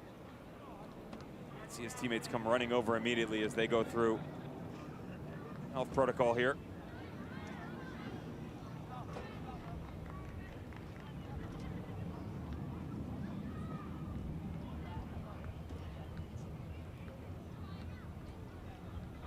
Kimura, of course, who scored the third goal for Nashville on the night. He's had a terrific career, 35 years of age.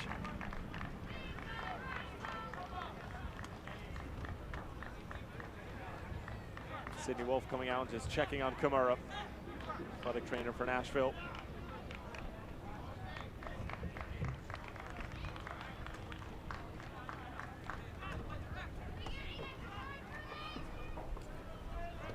Good on this side. We lost.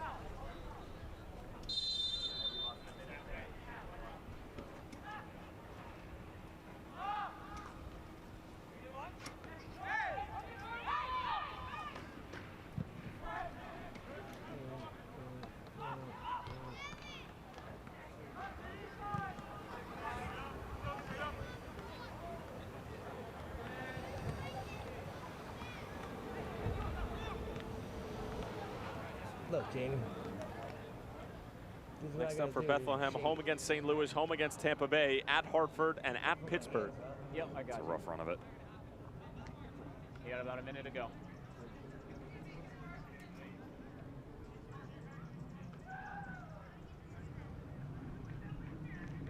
Nashville just trying to see this one out in Bethlehem territory now.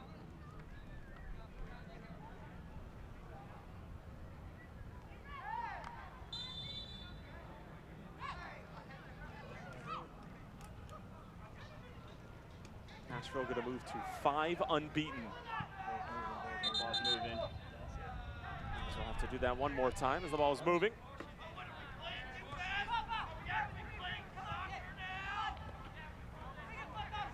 $20 seconds. 20 seconds.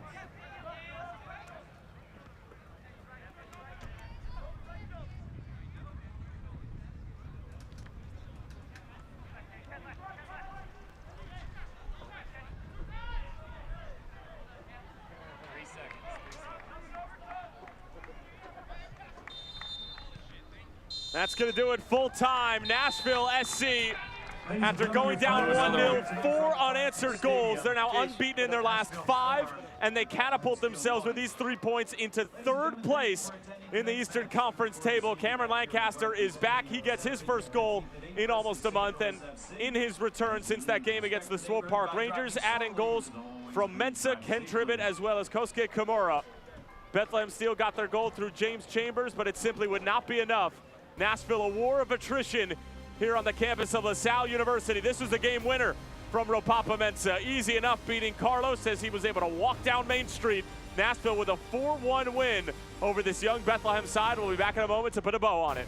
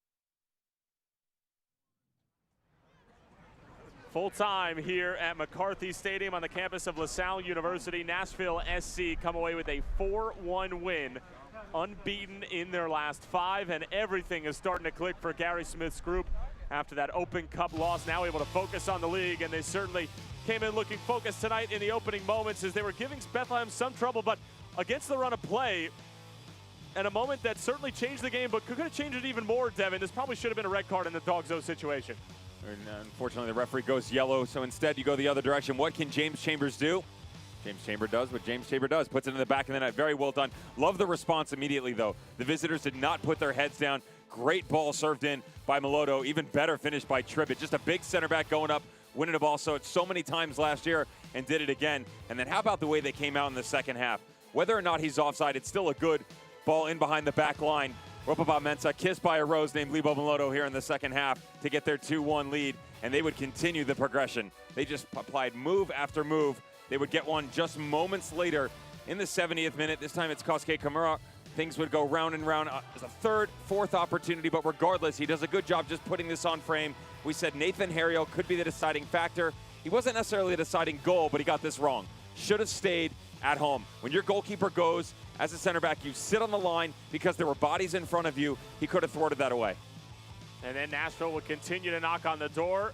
Mensa couldn't get there. Lancaster, easy enough, his third goal on the season, and his first in his first appearance since that game against the Swope Park Rangers, which has been almost exactly a month, and it will be on Tuesday as we take a look at how the numbers shook out over the course of these 90 minutes. Bethlehem end up with a ton of possession. They end up with a decent amount of shots, but at the end of the day, it was Nashville just taking chances of their opportunities. And the guys that aren't going to get enough credit, we're going to try and give them some right now. I said it earlier, is Matt LaGrossa and Michael Reed, both of which passing over 90% for the game. And that's your holding midfielders doing a good job helping out on the defensive side of things, but maintaining the shape going forward as well. They did a good job staggering themselves, and that allowed the exploits on the offensive side of the ball to really take shape. Now, Mensa did well, and so did Meloto, but without those two in the middle, they have nothing. Great job of the two holding midfielders. Well, that's going to do it for us here on the campus of LaSalle University. Next up for Bethlehem, they will play host to St. Louis. Next for Nashville, they will travel to the Fighting Jimmy Nielsen's and Hartford Athletic. For our producer, Paul Beam, and our director, Jonathan Teller, to replay operator, Eric Falero, and my broadcast partner, Devin Kerr, Tyler Terrens, saying so long for now.